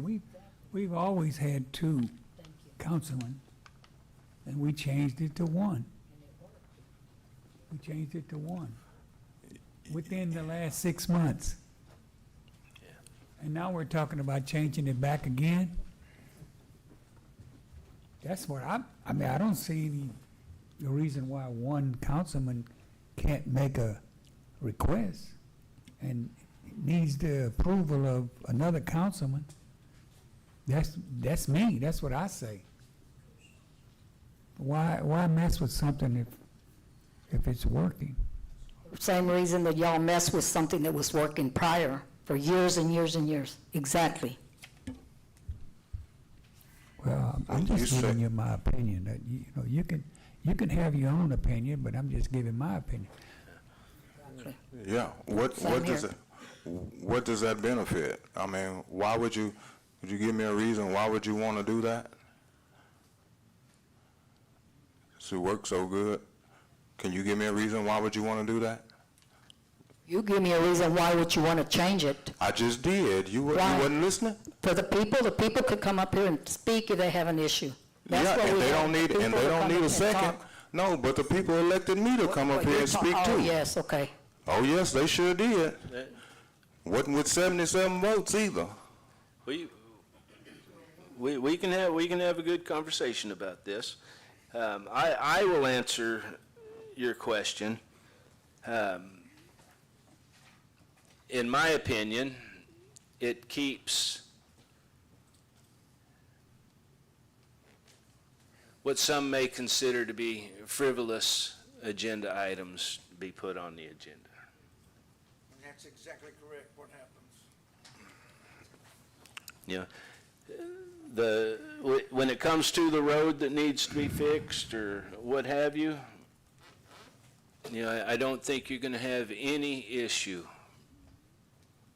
getting a second. It's just unnecessary. It's disrespectful, really. Excuse me.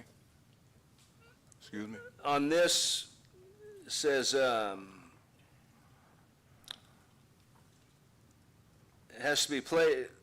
must be made in writing to the city manager on or before noon on the Thursday that is 9 calendar days prior to the date of the meeting. So that means Thursday,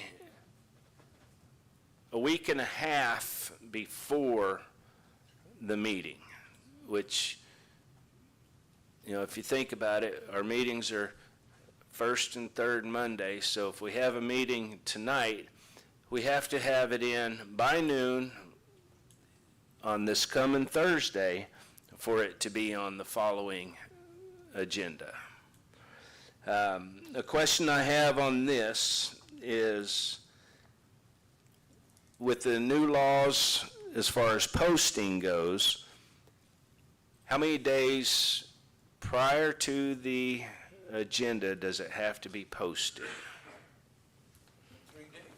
It's 3 full business days, Yes, and the thank you. days you post it does not 72 count. hours. Yeah, three full business days. Saturday and Sunday doesn't count. That's right. So we used to be able to post on Friday, and you had Saturday, Sunday, and then Monday. So now it has to be posted, on Wednesday? Tuesday? Okay, so, If you had the meetings at 6 o'clock on Monday, you should have to have it posted before Wednesday at 6 o'clock. Tuesday at 6 o'clock. Yeah. It'd be Thursday, Wednesday, it'd be Thursday, Friday, and then Monday. That's 72 hours. Go ahead, Chris. So actually, they recently changed the law on that. It used to be 72 hours was the rule, but now it's 3 full business days. So it's not there's not a 6 o'clock time frame. It just has to be posted 3 full days, and the day you post it doesn't count. So for a meeting on Monday, it has to be posted all day, Wednesday, Thursday, and Friday. Those are the 3 business days. So it needs to be posted sometime on Tuesday to get the 3 full business days. Okay, so that kind of explains why we have to have the agenda item submitted by Thursday, because it gives the city half a day Thursday, Friday, Monday, and Tuesday. That's 3.5 days to get the agenda item correct and on the agenda. My question is 3.5 days sufficient? Is that too much? Hopefully it's not enough. And that's a question for, It seems to be working so far. I haven't had an issue with it. okay. So, Why would you not be able to do that in 3.5 days? well, it depends on what's already on their schedule and what's all involved in the agenda item. Some agenda items, yes, it's going to be quick and easy, but some of them not so much. Yeah, I mean, if you're just putting an item on the agenda, I mean, 3.5 days will be more than plenty. I mean, you have the 72 hours and then a half a day. I'd say somewhere between Monday is the deadline then, if you're gonna do it that way. Monday for Monday, that's 5 days. Would it, what if we moved the deadline from noon on Thursday to 5 o'clock on Thursday? It's fine with me. That I don't have an issue. Council, what do y'all think about that? Do what now? Instead of having to have it in at noon on Thursday, just by 5 o'clock, by the end of the day Thursday. That's normally how it used to be. I mean, before City Hall closes, so they could post it when they close, or right before they close. All right, so let's change that from noon to closing on Thursday.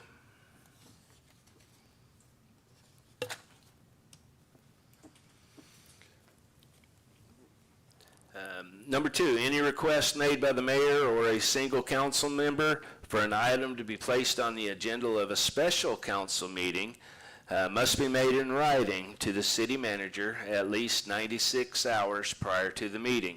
The city manager may place any item on a special council meeting agenda prior to posting.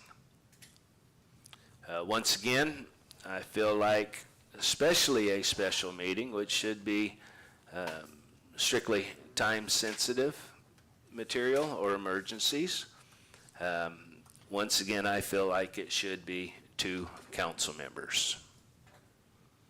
My personal opinion. That's my opinion also.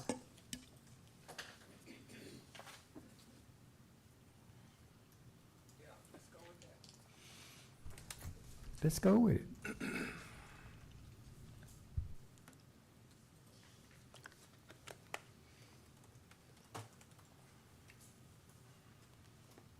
Any opinion on special meetings on this side?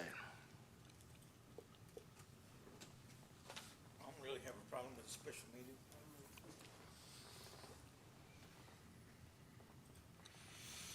It can be special call meetings anyhow.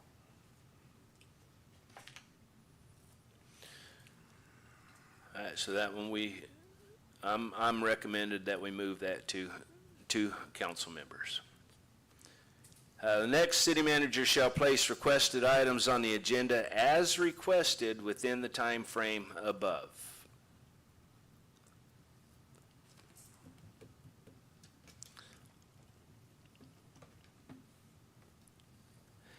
An issue I have with this is the as requested portion. Okay.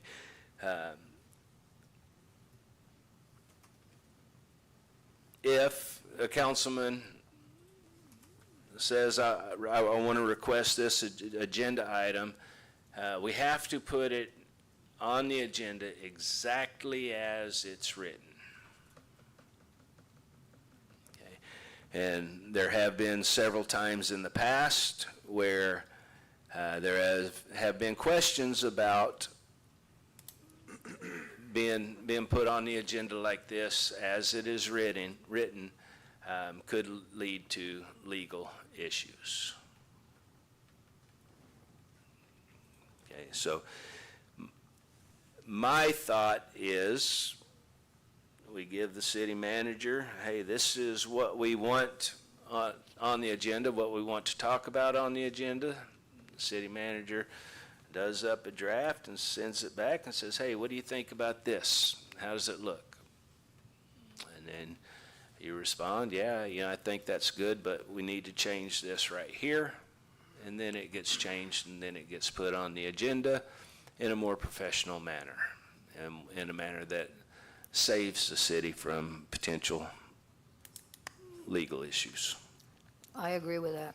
That's my thought. I think we're good. Councilman Davis? I'm good with that.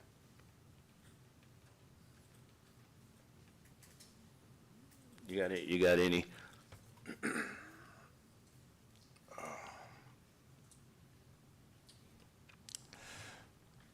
No.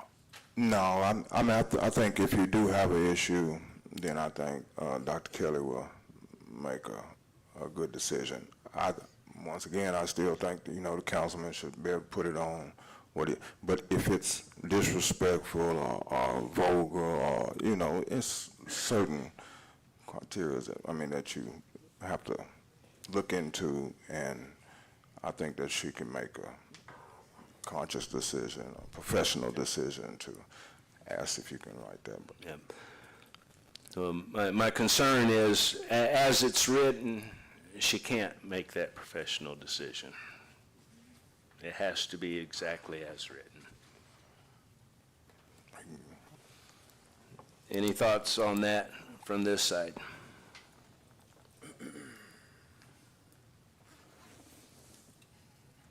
All right, the next one, the city manager shall place the requested item in open session or executive session as requested and shall use the exact language as requested.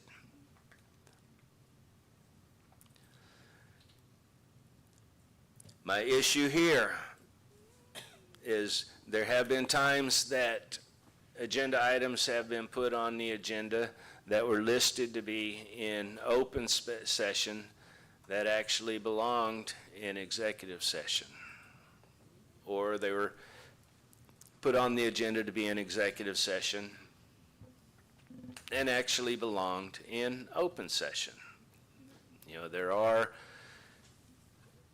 legalities there that it sometimes has to be this way.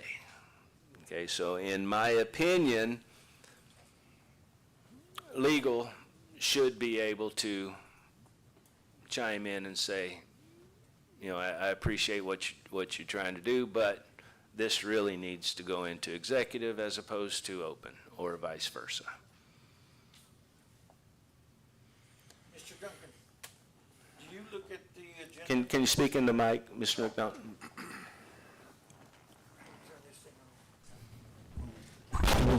Do you look at the agenda before it's published?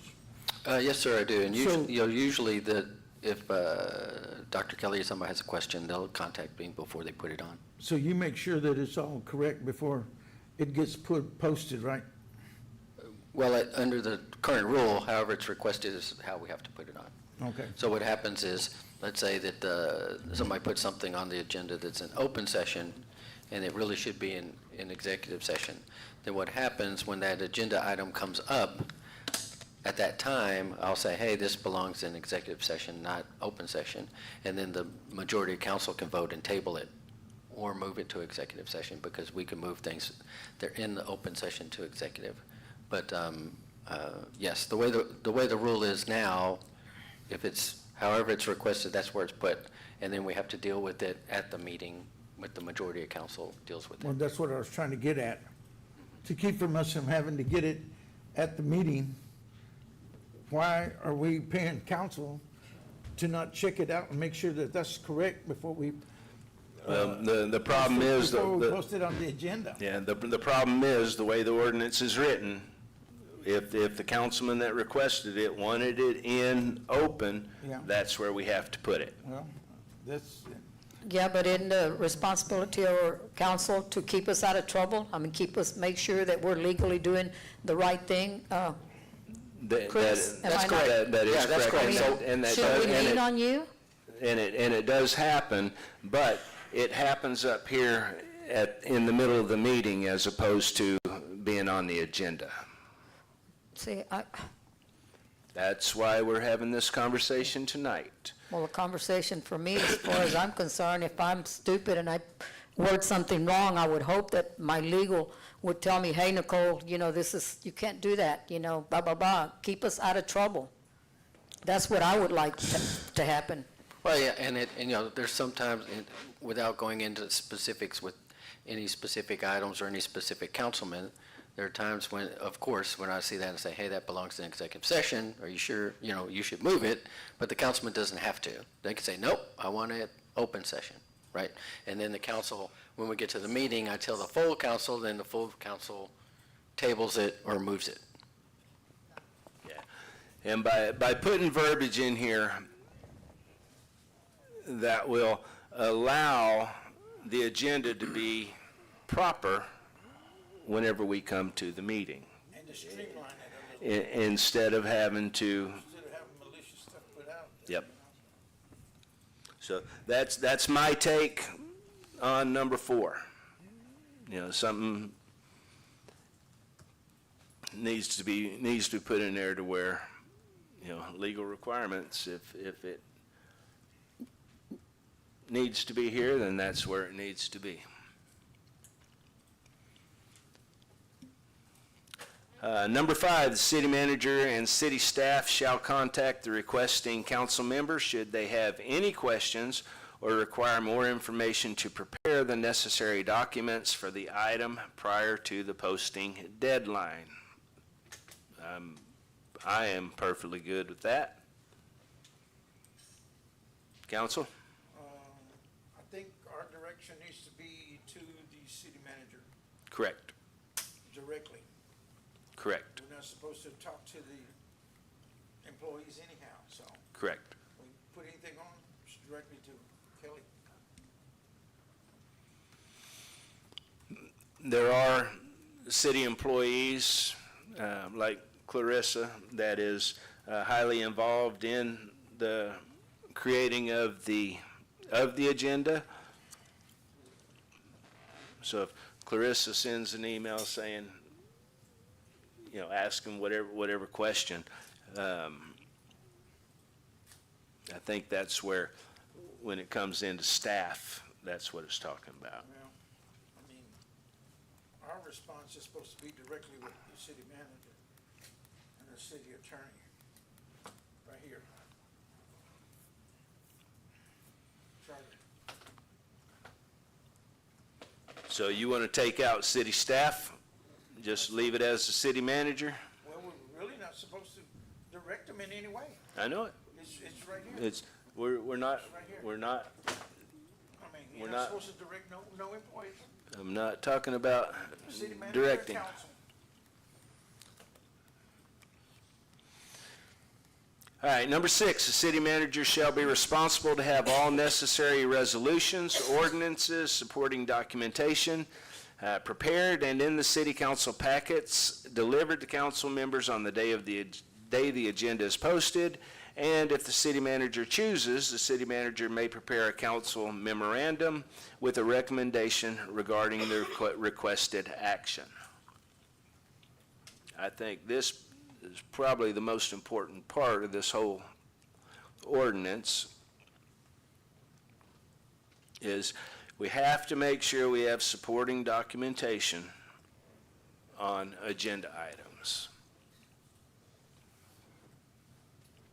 In the past, we would have an agenda item that it would just be a front page, some basic stuff, and we'd get up here, we have no clue what it is that we're voting on. Okay, so supporting documentation is very important as far as I'm concerned. That's the reason that you had the meetings lasting hours and hours. Well, those items ended up getting tabled. Well, I mean, but that's one of the reasons. You Yep. just keep putting stuff on there, and you have to wind up going through the motion of tabling each other. Yep. Anybody have any input on that portion of it?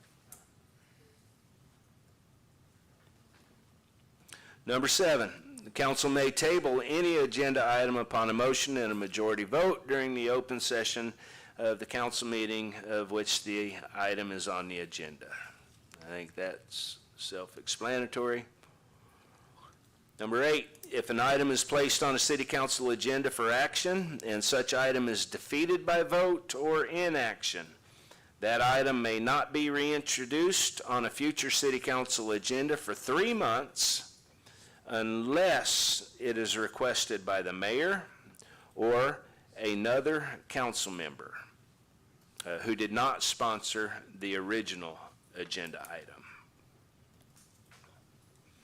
Personally, I am good with that, but I think it shouldn't be a single, it should be 2. Well, you're the overall agenda guy anyhow, I mean, you control it. Well, unless, according to this ordinance, Yeah, unless some other ones do it. Yep. You have to have at least 2. Can you speak in the mic? Oh, excuse me. Remember, we're now broadcasting on YouTube also, so the people that are at home watching can hear. it, they're interested in what you have to say as well. Yeah. So does anybody have anything they would like to add to number 8? We'll move on. Number 9, any items discussed during a council member's workshop presentation other than general announcements shall be requested in compliance with this ordinance. What this means is, during our work session, if Councilman McDonald tells Dr. Kelly, hey, I would like to have this item on the agenda coming up. You still got to go through the process of submitting the paperwork. Just because we mentioned it up here does not qualify as being a submission, item submission for the agenda. And I'm okay with that. Unless y'all have. I mean, that's normal procedure, I mean.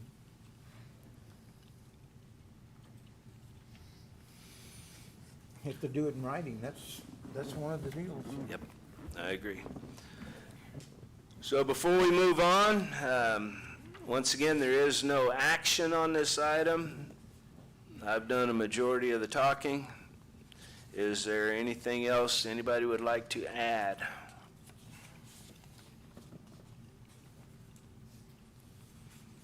Before we bring it back up, I'd like to see a copy of it. The main reason we are just doing discussion tonight is so we can have a copy, Yep. and it'll be in the, assuming we get it done by then, it'll be in the next agenda. That's exactly how it needs to be done. Yep. See it before it's approved. Agenda item 4H, discussion regarding amending resolution number 2025-2951, the standard procedures to nominate and select positions for all council-appointed boards. Dr. Kelly. Thank you. Staff recommends council discuss the current resolution governing appointment and nomination procedures for city council and council-appointed boards and provide direction to staff Regarding any desired amendments, if directed, staff will prepare a revised resolution for formal consideration at a subsequent city council meeting. Discussion may include nomination procedures, appointment processes, voting methodology, eligibility requirements, attendance requirements, liaison participation, and other procedural elements associated with board appointments and selections. No action is requested at this meeting other than policy discussion and potential direction to staff regarding whether amendments to the existing resolution should be prepared for future council consideration. Thank you, Dr. Kelly. We're going to do a similar process on this one. Now, this is for appointing volunteers to our boards. Number one, every member of the council or board shall be allowed to make nominations for each position being considered. Pretty straightforward. Everybody has the opportunity. Number two, each person nominated that is present in person shall be provided an opportunity to present his or her merits to be selected. So in other words, as we invited everybody up that wanted to talk and tell us who they are and why they want to do what they want to do, they are afforded that opportunity. And I'm okay with that. Any issues? The only issue I have is to demand or tell the people that put in their, tell them, hey, we're going to be making nominations on this council meeting, but to make them come to council meetings just because they put their name in, I disagree with that, but that's just my take. Because a lot of people will come on their own, not like we couldn't appoint somebody because they weren't in the audience. Yet we had their what do you call it? Their application. Application, and I'm sorry. But I just disagree with having them to have to come to the meetings, but that's just me personally. Yep. We're getting there. I totally agree. It puts a lot of hardships on some people. I mean, some people aren't going to be able to be here, when we're nominating them. I don't understand why they have to be here to nominate them, so. I mean, those people have signed up to give their time to take advantage of it, so. Yep. We're going to get to that. Let me say something. Yes, sir. We just made that rule that they had to be here. It used to be they didn't have to be here. Now we're saying they don't have to be here. Well, the issue I have is because they weren't here, we weren't able to nominate somebody because they weren't in the audience, and I don't think that's fair. Yeah, but we voted as a councilman, we voted that the person that wants that position had to be here. We can change it. We Yes, can change we it, can. just like we changed it. Now we're changing it again. To the way it used to be. Well, change is good sometimes, so it don't have to always be the way it used to be. We'll keep going down the same rabbit hole if we always holler about this way it used to be. Change is good sometimes, and we just have to get used to it.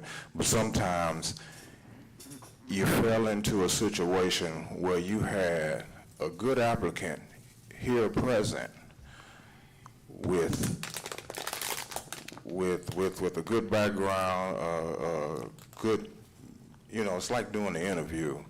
If the people call you up and gonna give you a job and you don't show up to the interview, how bad do you want that job? So, and if you have someone here that comes up here and they just fit all the, they just fit that position, and they explain to you why they want to be there, what do they bring to the table, to the board, what credentials they have, all kind of things like that, and then you have somebody that's not here. Now, I understand you can have a family emergency or something or anything. Let someone know. Let someone know. And then, but you have someone that's here, and then they don't get voted in because, you have someone that didn't show up, and y'all wanted them. Well, there's two different things there. Somebody that don't show up for a job, they're looking for work. Somebody that don't show up here, these people are donating their time. That's two different things altogether. I mean, when somebody has to donate their time, come in and miss a vacation or change their vacation or something of this nature, just to be here at the meeting, to get reappointed or appointed to a board, that is totally wrong. So, I mean, when you show up to a job, or you have a job where you're gonna show up to get paid, that's totally a different matter. I mean, so these people are donating their time, their sweet time to do this, so. So you have somebody that show up, that show dedication. Well, yeah, but what if they're on vacation or That's what something else? I mean, and I see- why are you gonna shoot them in the foot or not get them, let them have their position back? Because it's a You know? simple email or a simple call. I'm on vacation.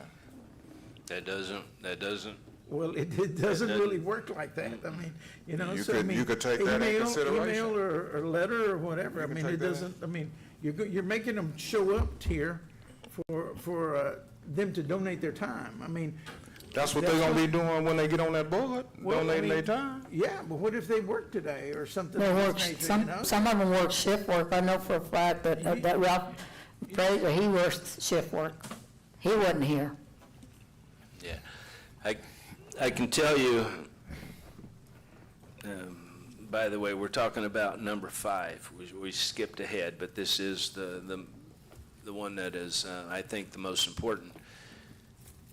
Previous time, whenever we had made appointments, Miss Melanie Oldham was at home with the flu and couldn't make it. Okay, and because she was at home with the flu, she could not be appointed on the board. There was a gentleman that was appointed tonight that had vacation scheduled for 2 weeks ago, that he canceled his vacation, moved it to this weekend, because 2 weeks ago is when we were supposed to do the appointments. Okay, so he changed his schedule so he could make sure he was here for the last meeting, and then we didn't have enough applicants, so we moved the needle to this week, so he had to leave his vacation early to get here tonight. That's exactly correct. And that's, you know, to me, first of all, when someone signs up, registers, and they come to the meeting, come up to the podium, state their name, and say, this is who I am, and this is why I want to be on the board. If I'm on the fence on 2 people, and I have someone that come up and talked and someone that didn't show up, then I'm likely to vote for the one that came up and talked. Okay, I always encourage participation. People come to the meetings, get involved. But I don't think it is right for us to make the citizens jump through hoops to volunteer on a board. I agree 100%. That is my personal opinion.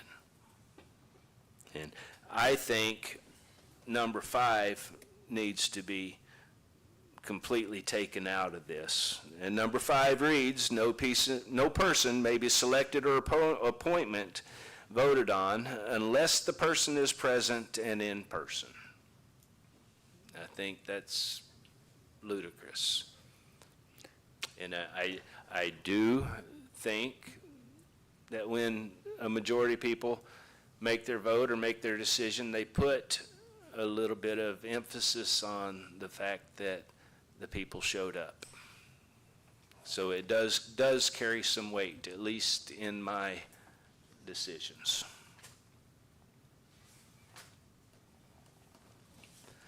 Anyone else on whether or not the people need to be present?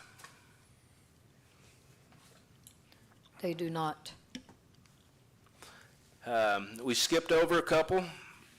Every member of council or board shall be allowed to discuss the pros and cons of selection for the personal nomination, which, when we make a nomination, or we have a motion, we ask if anyone has anything to say. That's the opportunity there. I'm good with that. For board appointments by the city council, the council member that is the liaison of that board shall be allowed to make the first motion to appoint a single nominee, and a vote will be taken. I am okay with the liaison making the first one. And tonight was the smoothest, I think, that it has gone on making the nominations. And I think one of the reasons it was so smooth is that we did it one at a time. So I'm personally okay with continuing doing it that way. After nominations and discussion set forth above, the council or board shall entertain motion and votes to select appointments one at a time and not as a slate. Everybody good with that? Yes. Cool. So as far as I'm concerned, we get number 5 out of here. Yeah, just eliminate it. There is another resolution that pertains to this that I would like to see changed. I don't know what number it is, but if the board wants to make a recommendation to council that we want John Hancock, this is a guy we really want y'all to put on our board. John Hancock has to be at the meeting that the board is having when they make the recommendation.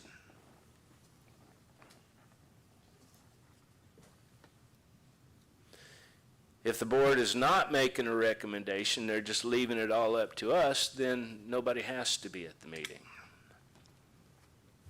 Dunk, you're familiar with what I'm talking about? Yes, sir. That's this resolution. If you read the beginning, these rules apply to all positions selected by council and council-appointed boards. So the procedures that you just went through about each person gets to come up one at a time, state their case, that all applies to the board nomination process also. So if you eliminate number 5 in this resolution, it will be eliminated for the boards as well. All right, I wanted to make sure that was done. Thank you for the clarification on that.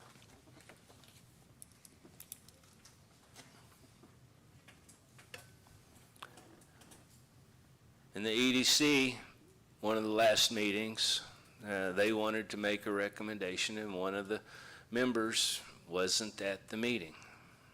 So they couldn't make a recommendation of their own member. It's crazy. We've been making the citizens jump through hoops, and hopefully this smooths it out a little bit. Overall, we're the last people to make that decision, whether they want to make a nomination or whatnot. I mean, we control it anyhow, you know, so if we don't want to accept that nomination, I don't have a problem. I mean, we could just not make a motion on it or table it or whatever we want to do to it, so. That is correct. I'm good. I mean, they can make a nomination. We don't have to eat it, so you don't have to come to us anyhow. You are correct. However, they can't make that nomination if they don't, if they're not at the meeting. All right, agenda item 4I, consideration of possible action approving resolution number 2026-3052, deeming property of Freeport Police Department surplus for donation. Chief Howell.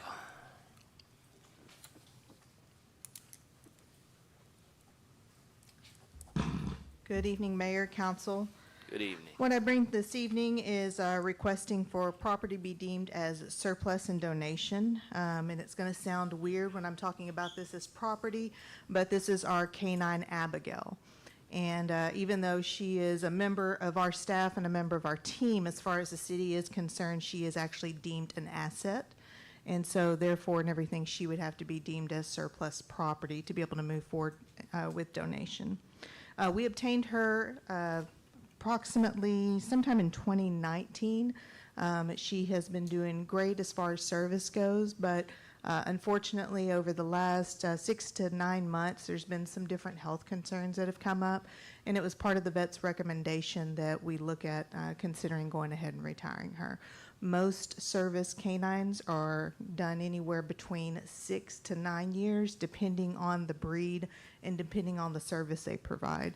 Abigail, being a single-purpose dog, which means she only does narcotics, actually helped expand her life a little further as far as being a working dog. So what we would ask is that she be deemed surplus property, and we'd like to then do a donation of her to one of her previous handlers.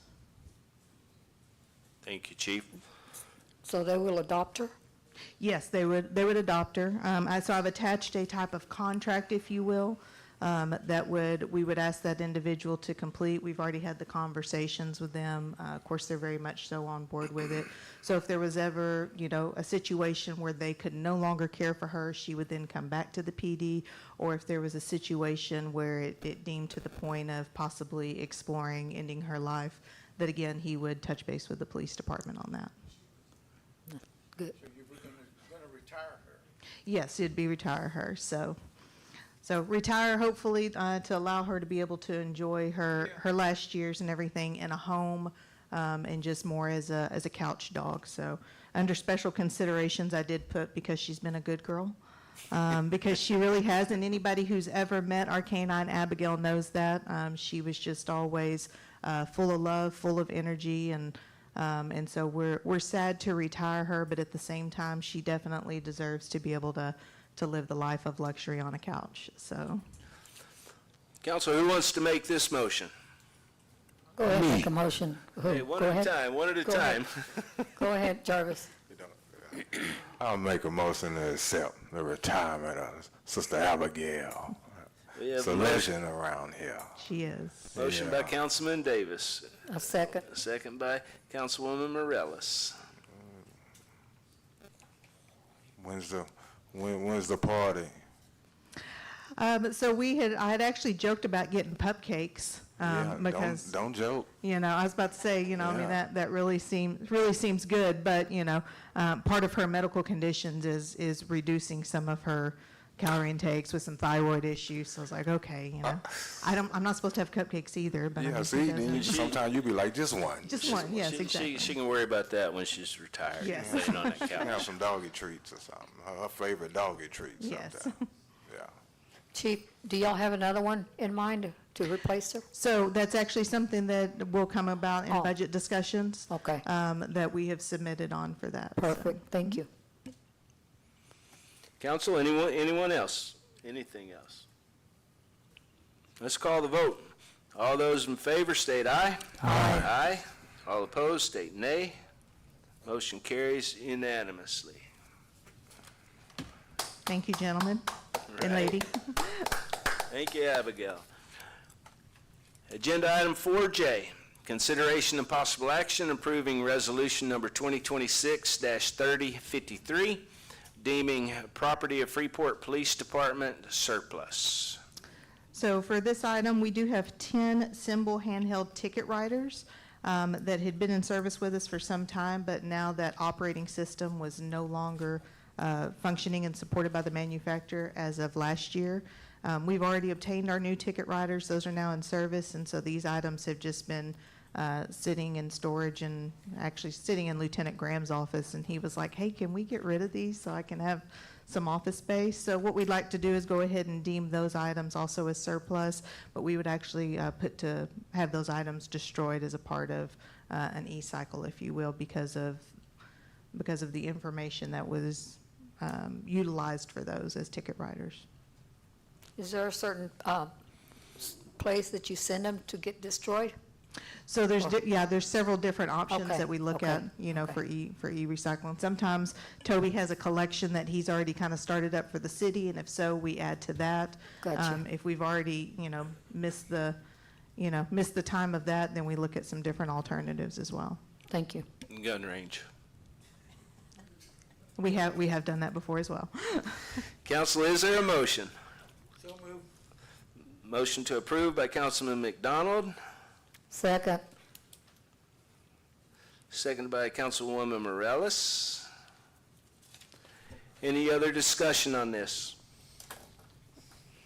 We will make sure all data's wiped, doesn't get in the wrong hands. Correct. Good. So I'll call the vote. All those in favor state aye. Aye. All opposed state nay. Motion carries unanimously. Thank you, Council. Thank you, Chief. Can I just make a comment to y'all about the reservoir water authority? I will allow that.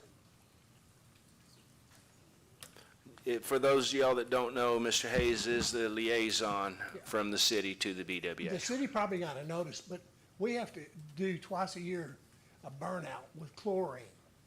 And they probably didn't notice it, but we started today. So any of your people that call about odor and smelling chlorine, it's gonna be this way for a little while. We have to do it twice a year, so. How long is a little while? Well, it takes almost 30 days to finish the clean. Okay? Officially, it's through June 22nd. There has been multiple notices on Facebook and the city's website. Yeah. All right. That's what. Thank you for that information. That brings us to work session. Ward A, Councilman McDonald. What did I do? I can't remember. Oh, I went by Mama C's, we had a little issue with Mama C's. How about your mic? How about your mic? Man, we had a little issue with Mama C's over there and went and looked at that. Still haven't got my issue fixed over on Oak. I don't know what the holdup is on that, but what else? I guess that's about it for me. I'm pretty laid back at the moment. All right. Ward B, Councilman Davis. All right, good evening. Thank y'all for coming out. We appreciate all the board members that came out to introduce themselves out here today. It's greatly appreciated. I guess we just had a Memorial Day. I want to say salute to all our veterans here in the city and around the world. You know, I've been, I forgot how long, but I've been watching some documentaries. You know, it's been some years now, but, now I'm still watching them and then gained a lot of respect for, our veterans that, I started off in the Civil War and World War I, World War II, the Vietnam War. And man, there was a different breed of people, man. And I really thank y'all for your services. Even past that, if you saw that and you still wanted to volunteer to get into that battle, you also are a different type of individual. So, and we thank God for y'all. We thank God for your safety. Hope we continue to watch over and cover y'all and give you good health. But salute, So Ward B, thank y'all. I've seen the working going on over there on the sidewalks and stuff. We have a concrete road on 9th Street.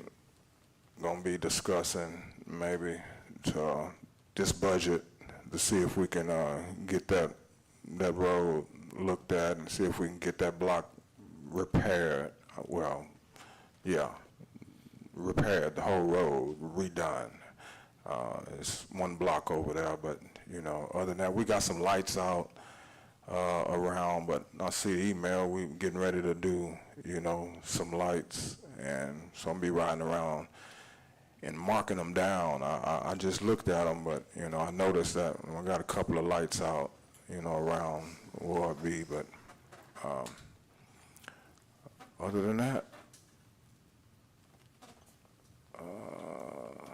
thank everybody. Once again, Mr. Harris is gone, but keep the Harris family in your prayers, you know, for the loss of his young one. Our condolences go out to him and the family. I think that's it.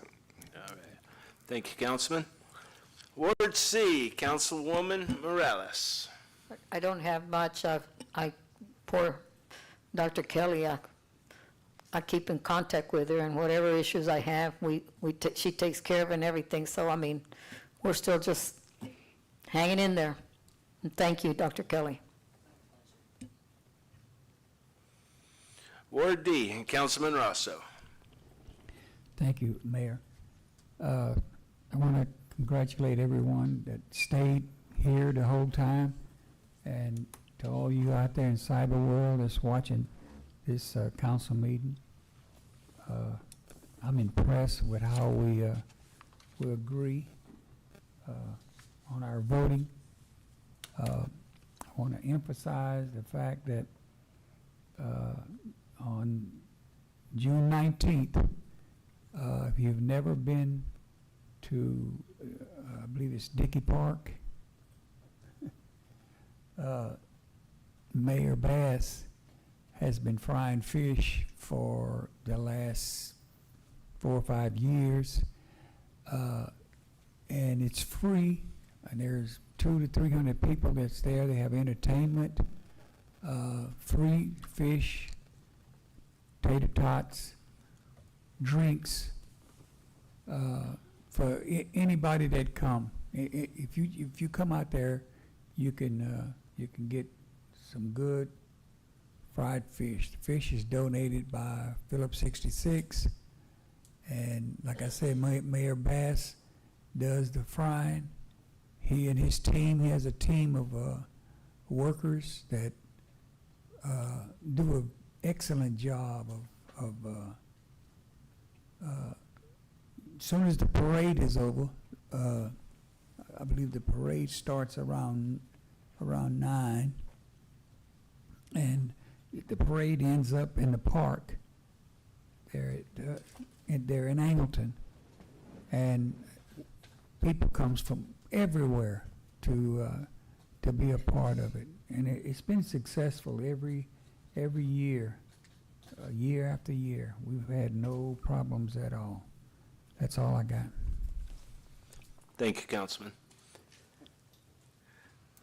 You know, I would like to thank everybody that showed up again tonight. I believe this is the third meeting that we started with almost full house. Yeah, and that, I've said it before and I'll say it again, it really means a lot to us.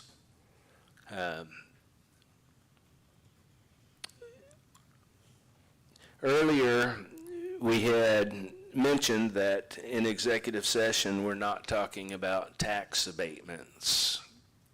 Okay, and for the record, that just means in tonight's agenda, in executive session, we're not talking about tax abatements. The city is rethinking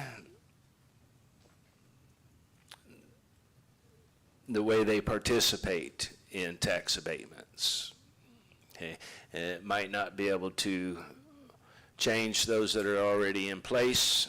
However, it will affect any future tax abatements. So just because we're not talking about it tonight doesn't mean we're not talking about it. That just means we're not talking about it tonight. Another comment that was made earlier was about flooding and commodes not flushing. when it floods. And believe me, I will not stop putting money into infrastructure until all commodes in the city of Freeport flush when it rains. You know, in the rain event we had the other day, I got a call about one that wouldn't flush. And when I got in touch with Dr. Kelly the next day, she said they were already headed that way. You know, so we're going to get through it, and we keep pushing, and it's going to be a better Freeport. It's not going to happen overnight. Didn't get here overnight, but we're going to get there. So, Dr. Kelly, what do you have?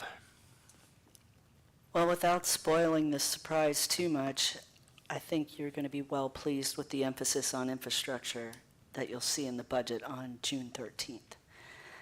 That being said, we have a large exercise that's going to happen on June 10th. Yep, June 10th, police, fire, and EMS are going to do a full-scale exercise at Brazos Wood High School in Clute. It'll be all day. You'll see lights, sirens. It's just an exercise. So if you're in that area, don't be too concerned. And last but not least, I want to introduce my new executive assistant, Sabrina LeBlanc. I stole her from the PD, but they are getting my current assistant.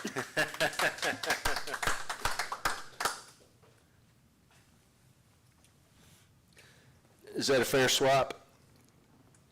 Yes. Can I? All right, Can I say welcome something aboard. to our current assistant? Can I say something to Chris? Just going to take, No, I want to say something. okay. The current assistant sitting back there. Hey, we want to wish you the best of luck. We hope that you succeed in your next journey that you're about to take here with the police department, ain't it? Am I right? Yeah. I heard the struggle, and hey, you made it. You made it, and we hope that God protect you and you ready.